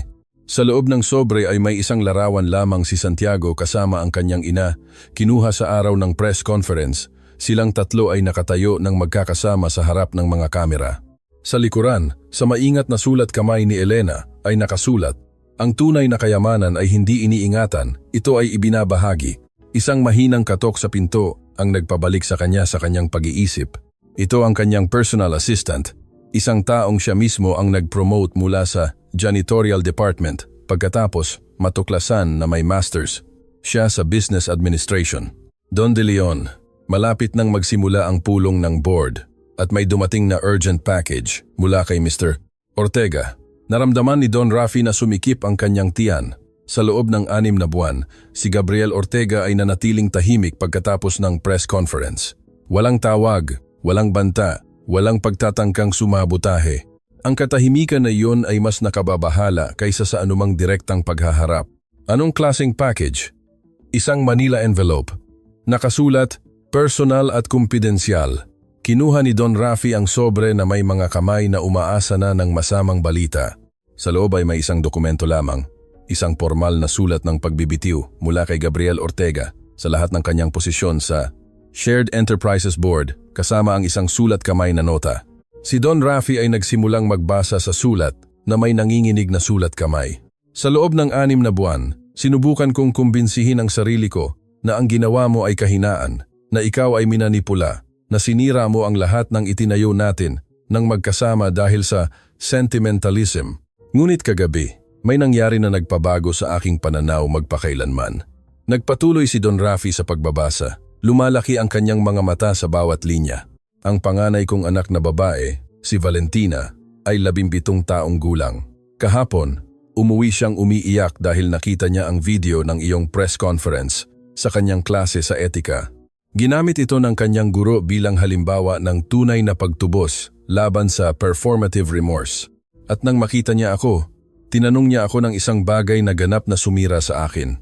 Papa, kaya mo bang gawin ang ginawa ni Don De Leon? Kung alam mong nagkamali ka sa loob ng maraming taon, magkakaroon ka ba ng lakas ng loob na aminin ito sa publiko at magbago? Hindi ako nakasagot, Rafi. Tumahimik ako habang tinitingnan ako ng aking anak na naghihintay na ang kanyang ama ay maging isang bayani. At napagtanto ko na tinuturuan ko siya ng eksaktong kabaligtaran kung paano protektahan ang iyong ego sa kapinsalaan ng iyong kaluluwa. Kaya ako ay nagbibitiw hindi lang sa ating mga shared enterprises, kundi pati na rin sa taong naging ako. Maghahanap ako ng propesyonal na tulong para sa mga akusasyon ng workplace harassment sa aking kumpanya. Magpapatupad ako ng tunay na pagbabago at susubukan kong maging uri ng ama na kayang ipagmalaki ng aking anak. Hindi ako humihingi ng tawad dahil hindi ko ito karapat-dapat. Nais ko lang ipaalam sa iyo na ang iyong pagbabago ay nagbibigay inspirasyon sa mga pagbabago sa iba kahit na sa mga pinakalumalaban sa iyo. Nagtatapos ang liham sa isang simpleng lagda. Gabriel. Bumagsak si Don Rafi sa kanyang upuan, nalulula sa magkasalungat na damdamin. Sa loob ng mga buwan, inaasahan niya ang paghihiganti mula kay Gabriel. Inasahan niya ang mga sabotahe at pag-atake. Hindi niya inasahan ito tunay na pagsuko at simula ng tunay na pagbabago. Tumunog ang kanyang telepono. Ito si Rudy Fuentes, na naging pinakamalapit niyang kaalyado sa panahon ng pagbabago. Rafi, nakita mo na ba ang balita? Anong balita? Nag-anunsyo lang si Leonardo Marquez ng isang 50 milyong workplace safety program.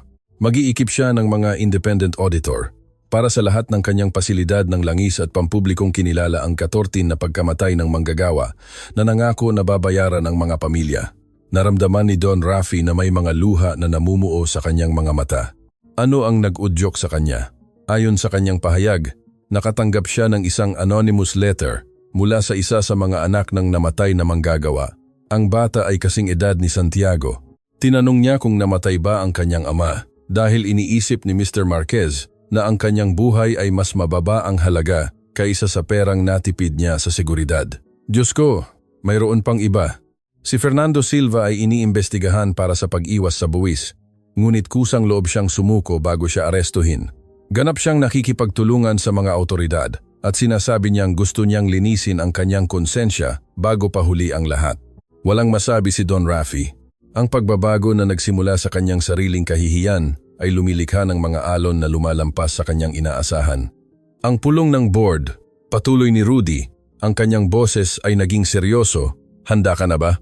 Tumingin si Don Rafi sa bukas na vault sa mga larawan at liham na kumakatawan sa 6 na buwan ng nagbabagong trabaho. Kasing handa ko na hanggat maaari. Isang oras ang lumipas, pumasok si Don Rafi sa boardroom ng corporate building na dating kanyang kaharian sa loob ng mga dekada, ngunit nagbago ng husto ang silid. Hindi na ito puno ng mga executive na nakasuot ng mamahaling kasuotan.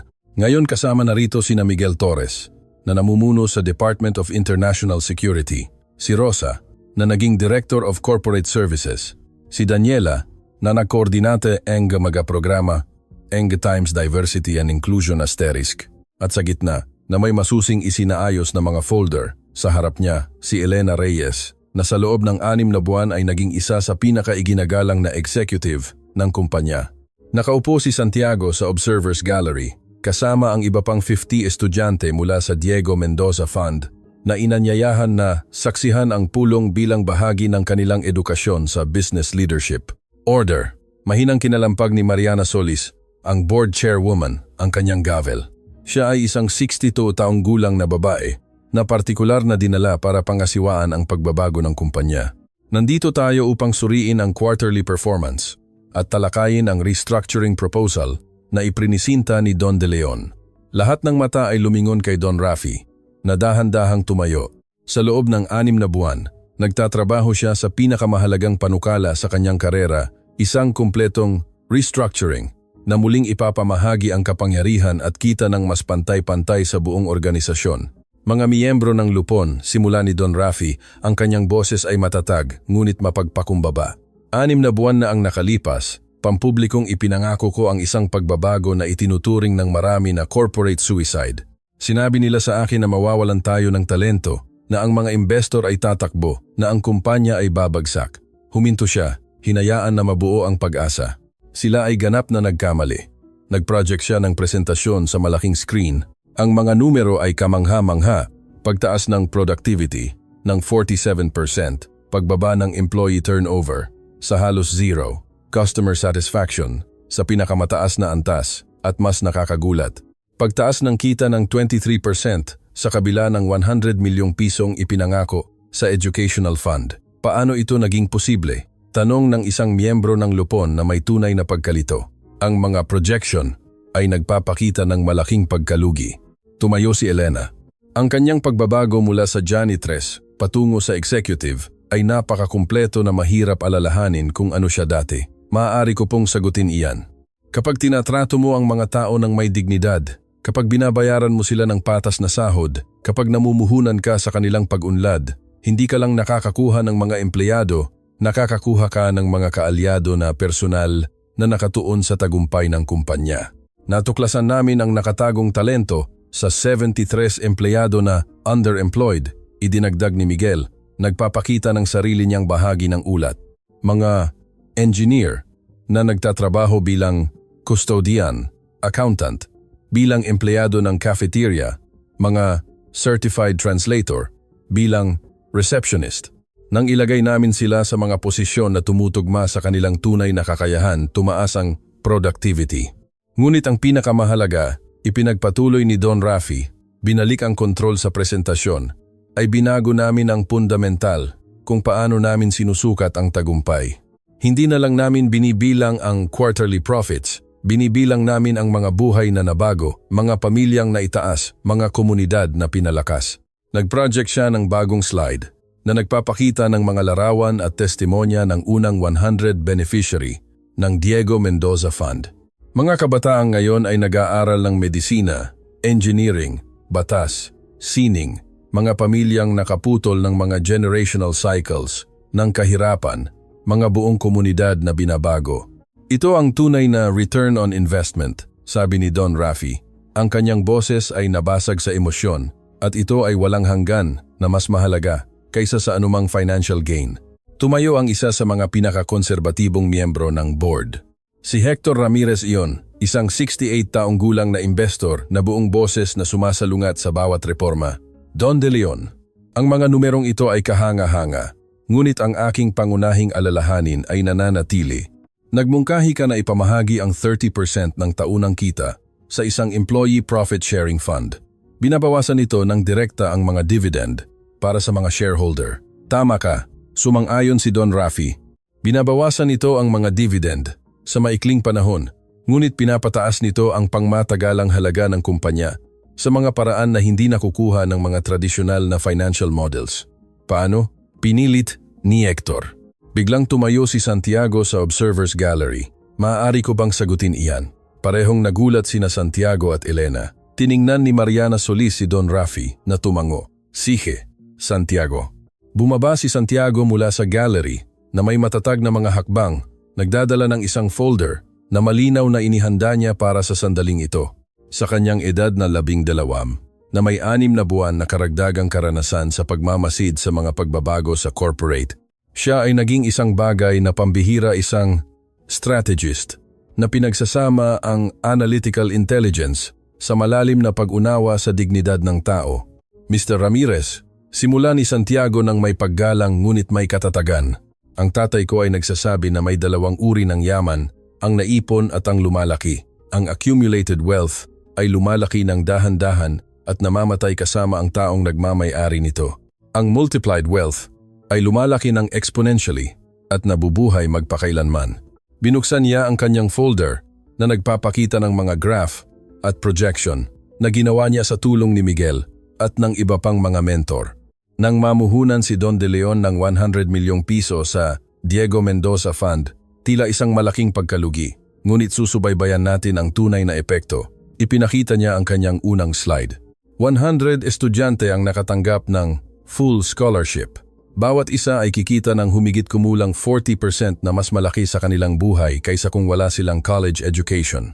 Iyan ay isang sama-samang pagtaas ng kita na humigit kumulang 120 milyong piso sa loob ng susunod na 4 na dekada. Ngunit mayroon pang iba, patuloy niya. Ipinapakita ang susunod na projection. Ang 100 estudyante na iyon ay magbabayad ng buwis sa karagdagang kita na iyon na mag-aambag ng humigit kumulang 30 milyong piso sa kaban ng bayan. Mag-iikip sila ng pera sa kanilang mga komunidad, lumilikha ng trabaho at nagpapasigla sa mga lokal na ekonomiya. At ayon sa istatistika, 50% sa kanila ay lilikha ng sarili nilang mga scholarship program o mga inisyatiba sa komunidad. Kaya ang paunang pamumuhunan na 100 milyong piso ay lumilikha ng economic returns na mahigit 500 milyong piso sa loob ng 4 na dekada at iyan ay hindi pa binibilang ang non-monetized value. Mga krimeng naiwasan dahil ang mga kabataan ay may mga lehitimong pagkakataon, mga healthcare costs, na nabawasan dahil ang mga pamilya ay nakaahon sa kahirapan, mga inobasyon na nilikha ng mga henyong isipan na kung hindi man ay nasayang, ang katahimikan sa silid ay ganap. Kahit si Hector Ramirez ay walang masabi sa kaliwanagan ng pag-aanalisa ng isang 12 taong gulang na bata. Ngunit ang pinakamahalaga, pagtatapos ni Santiago, ang kanyang boses ay nakakakuha ng tono na lumalampas sa mga numero, ay hindi ninyo mababayaran kung ano ang talagang binibili ninyo. Pagtubos, legacy, ang kakayahang tumingin sa salamin at malaman na ginamit mo ang iyong kapangyarihan para sa kabutihan. Lumingon siya sa buong silid, nakikipag-ugnayan sa mata sa bawat miyembro ng board. Namamatay ang aking ama dahil isang kumpanya. Ang nagpasya na ang kanyang buhay ay mas mababa ang halaga kaysa sa perang matitipid nila sa seguridad. Mayroon kayong pagkakataon na maging iba, na ipakita na ang mga kumpanya ay maaaring maging kumikita at makatao, na ang tagumpay ay hindi nangangailangan ng pagsasakripisyo ng kaluluwa. Ang silid ay sumabog sa palakpakan. Kahit si Hector Ramirez ay nakita ang kanyang sarili na pumapalakpak, mga luha na dumadaloy sa kanyang kulubot na mukha. Panukala na aprubahan ang restructuring proposal na iprinisinta ni Don De Leon. Sabi ni Hector na may nanginginig na boses, na may karagdagan na si Santiago Reyes Mendoza ay itatalaga bilang permanenteng youth advisor sa board of directors. Ano? Sabay na sinabi ni na Santiago at Elena. Ikalawa ang panukala, agad na nagdagdag ang isa pang miyembro ng board. Lahat ba ay pabor? Tinawag ni Mariana Solis ang botohan. 10 kamay ang itinaas. Walang oposisyon o pag-aatubili. Magkakaisa. Aprobado. Kinalampag ni Mariana ang kanyang gavel.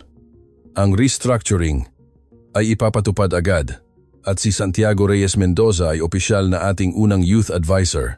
Tinakpan ni Elena ang kanyang bibig gamit ang 2 kamay, umiiyak ng hayagan. Niyakap siya ni Miguel na nagpabuhat sa bata mula sa sahig. Si Rosa ay sumigaw ng tuwa mula sa kanyang upuan at si Don Rafi. Naramdaman ni Don Rafi ang isang bagay na hindi pa niya naranasan sa 53 taon ng buhay, purong pasasalamat, hindi nadungisan ng ego o sariling interes. Pasasalamat kay Elena at Santiago na nakita ang potensyal ng kabutihan kung saan ang lahat ng iba ay nakakita lamang ng kalupitan. Pasasalamat sa pangalawang pagkakataon na hindi niya kailanman karapat-dapat, ngunit natanggap pa rin niya. May huling bagay pa, inanunsyo ni Mariana nang humupa ang selebrasyon. Nakakatanggap kami ng external proposal na kailangang isaalang-alang ng board. Ang Ortiz Business Group ay humihiling ng pahintulot na magpatupad ng katulad na programa gamit ang aming modelo bilang template. Nag-aalok sila ng bayad para sa konsultasyon. Hindi, sabi ni Don Rafi agad. Lahat ay lumingon sa kanya na may sorpresa. Hindi tayo maniningil para ibahagi ang modelong ito, ipinaliwanag ni Don Rafi ng matatag. Ibibigay natin ito ng libre. Lilikha tayo ng kumpletong dokumentasyon, implementation guides, at mag-aalok ng libreng konsultasyon sa sinumang kumpanyang gustong gumawa ng katulad na pagbabago. Rafi, maaari itong magkahalaga ng milyon-milyong piso sa mga mapagkukunan, nag-obheto ang isang miyembro ng board. Alam ko, ngumiti si Don Rafi. At ito ang magiging pinakamahusay na pamumuhunan na gagawin natin dahil ang pagbabago ay hindi maaaring manatili lamang sa atin. Kailangan itong maging isang kilusan. Lumingon siya kay Santiago. Ano sa tingin mo, Youth Advisor? Tinitigan siya ni Santiago na may mga mata na kumikinang sa luha at pagmamalaki. Naniniwala ako na ang aking ama ay magiging labis na ipinagmamalaki sa kung ano kayo nagiging. At sa sandaling iyon, sa isang boardroom na naging saksi sa mga dekada ng mga desisyong hinimok ng kasakiman, may nangyaring himala. 15 executives ay bumoto ng magkakaisa na unahin ang human impact kaysa sa maximum profit. Ang pagbabago ay hindi na personal, ito ay naging institusyonal at ang mundo ay nagsisimula ng mapansin.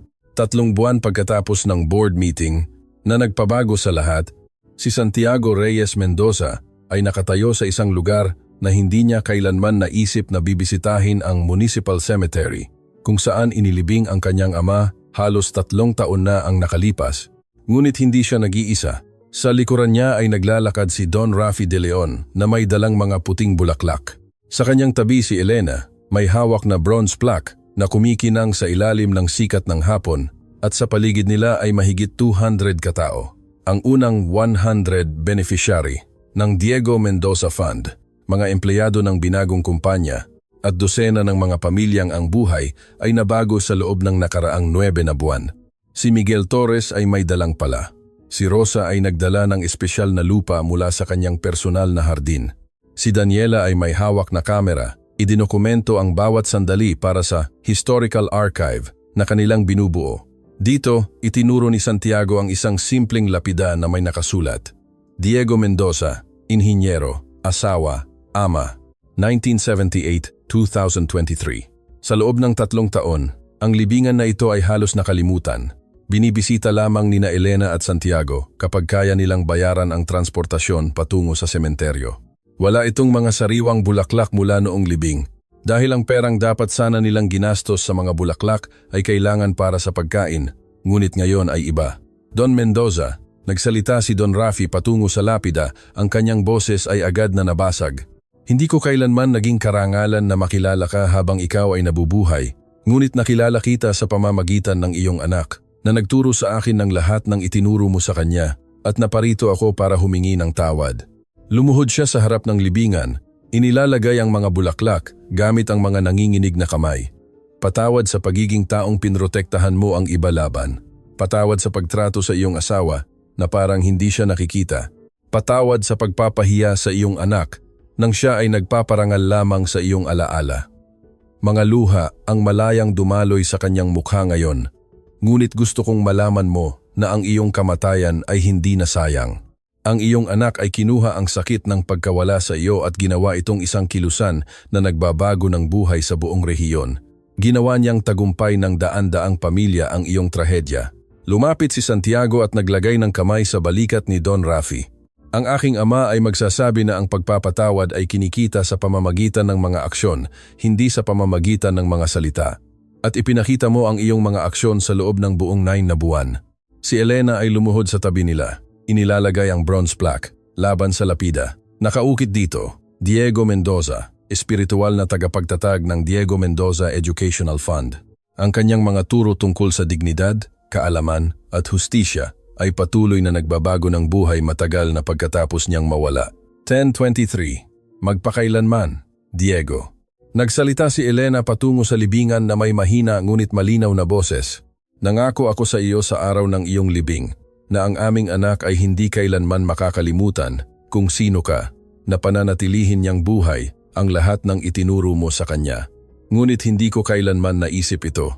Nag-gesture siya patungo sa 200 taong nakapalibot sa kanila. Tingnan mo kung gaano karaming buhay ang iyong nahahawakan ngayon. Tingnan mo kung gaano karaming pamilya ang naitataas dahil itinuro mo sa aming anak na ang kaalaman ay kapangyarihan, na ang dignidad ay hindi nakikipagnegosasyon, na ang kabutihan ay lakas. Ang kanyang boses ay ganap na nabasag. Naaalala kita sa bawat segundo ng bawat araw. Naaalala ko ang iyong tawa, ang iyong mga kwento tungkol sa mga bavolt, ang paraan mo ng pagpapagaan, sa kahit na ang pinakakomplikadong mga aralin. Ngunit nararamdaman ko rin na narito ka, nabubuhay sa pamamagitan ni Santiago, na ginagabayan ang bawat desisyon na ginagawa niya. Yumakap si Santiago sa kanyang ina habang siya ay umiiyak, ang kanyang mga luha ay humahalo sa kanya. Sa loob ng 3 taon, binuhat niya ang pasanin ng pagiging matatag para sa kanyang ina. ng hindi ganap na pagbagsak dahil kailangan niya siya bilang kanyang bato. Ngunit ngayon, napapalibutan ng isang komunidad na nagmamahal sa kanila. Pinahintulutan niya ang sarili na maramdaman ang buong bigat ng kanyang pagkawala. Tay, sabi ni Santiago sa pagitan ng mga pag-iyak, ngayon ay eksaktong 3 taon mula nang umalis ka. 3 taon kung saan kinailangan kong matutong maging lalaki nang wala ka. 3 taon kung saan ang nanay ko ay nagtrabaho nang napakahirap na minsan nakakalimutan niyang kumain. 3 taon kung saan kailangan kita ng higit pa kaysa sa kayang ipahayag ng mga salita. Pinunasan niya ang kanyang mga luha, sinusubukang panatilihin ang tindig, ngunit nabigo siya. Ngunit gusto ko ring malaman mo na ang iyong mga turo ay nagligtas sa akin. Noong pinapahiya tayo ni Mr. De Leon, ang iyong mga salita ang lumabas sa aking bibig. Noong kailangan kong ipagtanggol ang nanay ko, ang iyong tapang ang naramdaman ko sa aking puso. Noong dinisenyo ko ang educational fund, ang iyong karunungan ang gumabay sa bawat desisyon. Lumapit si Miguel at naglagay ng kamay sa balikat ni Santiago. Diego, hindi tayo nagkakilala habang ikaw ay nabubuhay, ngunit gusto kong malaman mo na ang iyong anak ay nagbalik ng aking dignidad. Nakita niya ako nang ang lahat ng iba ay binabalewala ako. At ngayon magagamit ko ang aking tunay na mga kakayahan para tulungan ang iba tulad ng ginawa niya para sa akin. Lumapit si Rosa pagkatapos. May anak din ako, Mr. Mendoza. May edad na tulad ni Santiago noong ikaw ay namatay. At sa loob ng maraming taon nag-aalala ako na ang aking trabaho bilang cafeteria employee ay magtuturo sa aking anak na ang kanyang ina ay walang halaga. Ngunit ipinakita sa kanya ni Santiago na ang halaga ng isang tao ay hindi sinusukat sa kanyang trabaho, kundi sa kanyang karakter. Isa-isa, ang mga beneficiary ng fund, ang mga binagong empleyado at ang mga buong pamilya ay lumapit sa libingan. Bawat isa ay nagbahagi kung paano binago ng mga turo ni Diego na ipinasa sa pamamagitan ni Santiago ang kanilang mga buhay. Isang 15 taong gulang na babae, ang una sa kanyang pamilya na nagkolehiyo salamat sa fund, ay nagsalita na may nanginginig na boses. Mr.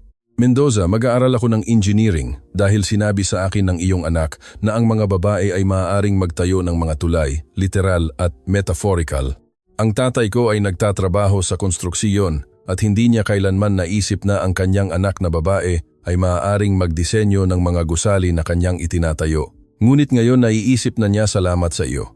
Isang 10 taong gulang na bata na ang ina ay na-promote mula sa paglilinis patungo sa Human Resources Management ay naglagay ng isang drawing sa ibabaw ng libingan.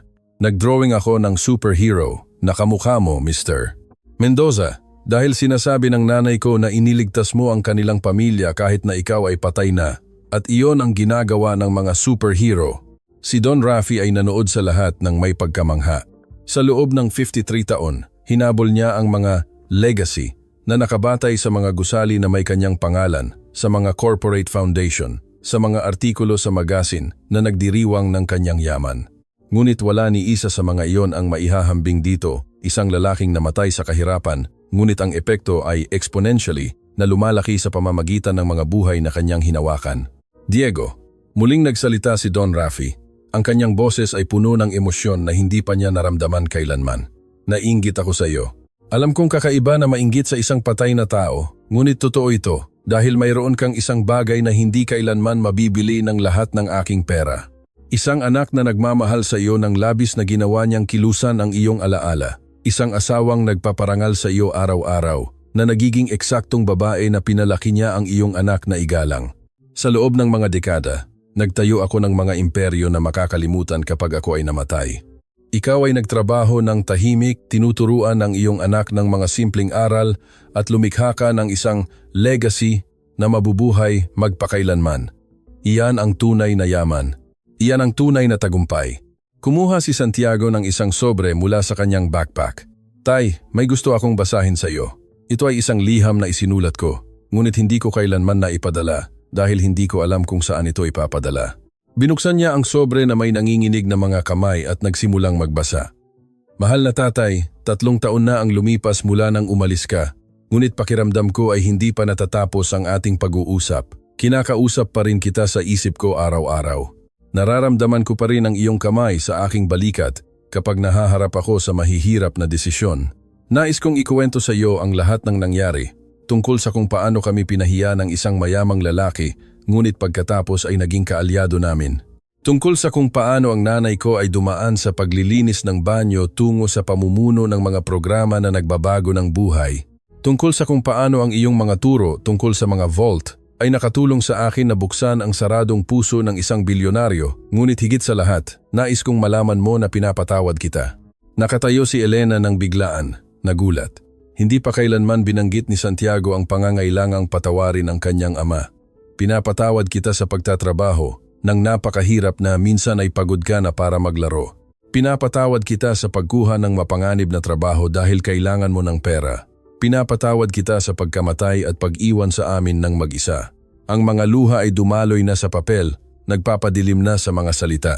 Alam kong nakakatawa na patawarin ka sa mga bagay na wala mong kasalanan, ngunit sa loob ng 3 taon, binuhat ko ang isang tahimik na galit laban sa iyo sa pag-iwan sa amin, sa hindi pagiging mas maingat, sa hindi pakikipaglaban ng mas mahirap para manatili. Ngunit ngayon naiintindihan ko na ginawa mo ang eksaktong ginagawa mo, palagi protektahan ang iba kahit na ito ay naglalagay sa iyo sa panganib. At naiintindihan ko na itinuro mo sa akin ang lahat ng kailangan kong malaman bago ka umalis. Binigyan mo ako ng mga kasangkapan para mabuhay, para umunlad, para gawing layunin ng sakit. Kaya pinapatawad kita at mas mahalaga, pinapatawad ko ang aking sarili para sa lahat ng sandali na naramdaman kong hindi ako sapat kung wala ka. Dahil ngayon alam ko na ako ang eksaktong gusto mong maging ako, isang taong gumagamit ng kaalaman para maglingkod, na nagtatanggol sa dignidad ng iba, na ginagawang responsibilidad na itaas ang mga komunidad ang pribilehiyo ng edukasyon. Ang boses ni Santiago ay ganap na nabasag sa huling mga linya. Mahal kita, tatay, at nangangako akong patuloy na ipagmamalaki ka sa bawat araw ng aking buhay. Hindi sa pamamagitan ng pagtatayo ng mga monumento sa iyong alaala, ngunit sa pamamagitan ng pamumuhay sa mga pagpapahalaga na itinuro mo sa akin. Ang iyong anak, magpakailanman, Santiago. Ang katahimikan na sumunod ay sagrado. 200 katao ang umiiyak ng hayagan, na naantig ng brutal na katapatan ng isang 12 taong gulang na bata na nagbigay ng sakit na hindi mahanap ng maraming matatanda ang mga salita para ipahayag. Yumakap si Elena sa kanyang anak, nang may lakas na nagsasabi ng 3 taon ng ibinahaging sakit, 3 taon ng pagiging matatag para sa isa't isa, 3 taon ng paggawa ng trahedya na tagumpay. Dahan-dahang lumapit si Don Rafi at lumuhod sa harap ni Santiago. Maaari ba akong magsalita ng isang bagay? Tumango si Santiago, hindi makapagsalita. Diego, kung nakikinig ka sa akin mula sa kung nasaan ka man, gusto kong gumawa ng isang pangako. Aalagaan ko ang iyong pamilya na parang sila ay akin. Hindi dahil kailangan ko sila para sa aking pagtubos, kundi dahil binigyan nila ako ng isang bagay na hindi ko kailanman nagkaroon tunay na layunin. Tinitigan ni Don Rafi si Santiago. Si Santiago ay hindi kailanman papalit sa iyo bilang ama. Walang makakagawa niyan. Ngunit kung papayagan mo ako, gusto kong maging mentor, kaibigan, isang taong titiyak na ang iyong anak ay may lahat ng pagkakataon na nararapat sa kanyang katalinuhan. Inabot ni Santiago ang kanyang kamay kay Don Rafi. Kasunduan, ngunit may isang kondisyon. Ano iyon? Na hindi mo kailanman makalimutan na ang tunay na kayamanan ay hindi nakatago sa mga vault. Ito ay nasa mga buhay na iyong hinahawakan, ang mga taong iyong itinaas, at ang legacy ng kabutihan na iyong iniiwan. Hinawakan ni Don Rafi ang kamay ng bata, tinatatakan ng isang pangako na alam niyang tutuparin niya hanggang sa kanyang huling hininga. Nagsimulang maghukay si Miguel ng isang maliit na butas sa tabi ng libingan. Si Rosa ay nagdagdag ng espesyal na lupa at magkasama silang nagtanim ng isang puno, isang batang oak, na ayon sa simbolismo na sinaliksik ni Santiago ay kumakatawan sa lakas, mahabang buhay, at times legacy, asterisk. Ang punong ito ay lalaki sa loob ng susunod na 100 taon. Ipinaliwanag ni Santiago habang lahat ay tumutulong sa pagtatanim. Magbibigay ito ng lilim sa mga darating na bisita. Ang mga ugat nito ay lalalim na magpapanatili sa itaas ng mga bagyo. At bawat taon na lumalaki ito ay magpapaalala sa atin na ang tunay na epekto ay hindi sinusukat sa mga buwan o taon, kundi sa mga henerasyon. Nang matapos sila sa pagtatanim, ang lahat ay nanatili sa isang bilog sa paligid ng libingan. Kumuha si Daniela ng isang larawan na magpapanatili sa sandaling ito magpakailanman. 200 taon ang lahat ng edad at pinagmulan na pinag-isa sa tahimik na paggalang na pinararangalan ang isang lalaking hindi nila kailanman nakilala, ngunit ang mga turo ay nagpabago sa kanilang buhay. Mayroon pang isang huling bagay, sabi ni Santiago ng mahinahon. Kumuha siya ng isang maliit na bagay mula sa kanyang bulsa, ang unang kasangkapan na ibinigay sa kanya ng kanyang ama noong siya ay 6 na taong gulang, isang simpleng master key na ginamit upang turuan siya tungkol sa mga kandado. Hinawakan niya ito sa loob ng isang sandali. Naaalala ang pakiramdam ng kamay ng kanyang ama na gumagabay sa kanya habang natututo siyang igulong ang susi sa tamang paraan. Pagkatapos, sa isang desididong kilos, inilibing niya ito sa paanan ng bagong tanim na puno. Para ang mga ugat ay lumaki sa paligid nito. Paliwanag niya, para ang bahagi niya ay laging narito na nagbibigay ng lakas sa puno na sumisimbolo sa kanyang legacy. Habang nagsisimulang lumubog ang araw, pininturahan ang langit ng mga kulay ginto at rosas. Ang grupo ay unti-unting naghiwa-hiwalay, ngunit sina Don Rafi, Elena at Santiago ay nanatili sandali pa. Sa tingin mo ba ipinagmamalaki ka niya? Tanong ni Santiago ng mahinahon. Niyakap siya ni Elena ng mahigpit. Aking mahal, ang iyong ama ay higit pa sa ipinagmamalaki. Siya ay namamangha, siya ay nagdiriwang at sinasabi niya sa iyo na magpatuloy, na patuloy mong baguhin ang mundo, na patuloy mong parangalan ang kanyang alaala ng eksakto sa paraan na ginagawa mo. At ikaw, nanay, ayos ka lang ba?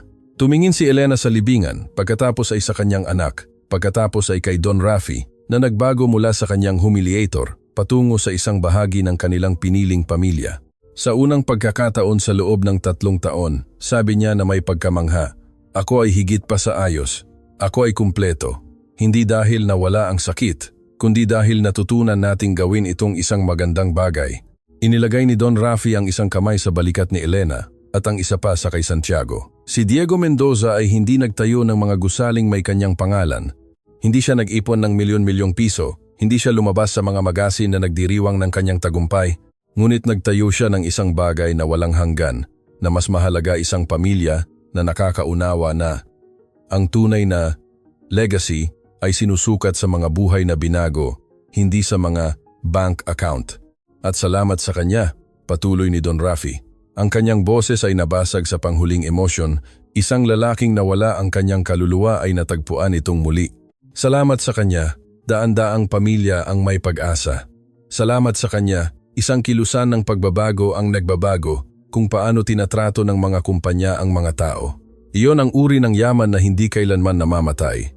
Iyan ang uri ng tagumpay na lumalampas sa mga henerasyon. Iyan ang uri ng legacy na ginagawang kakaiba ang isang ordinaryong tao.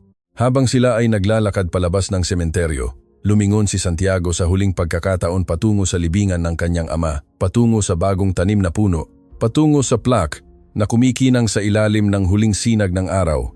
At sa sandaling iyon, nakaramdam siya ng isang bagay na hindi niya naramdaman sa loob ng 3 taon ganap na kapayapaan.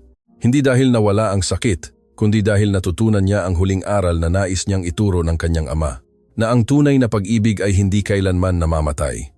Ito ay nagbabago, ito ay lumalaki, ito ay nagiging mga aksyon na nagbabago ng mundo.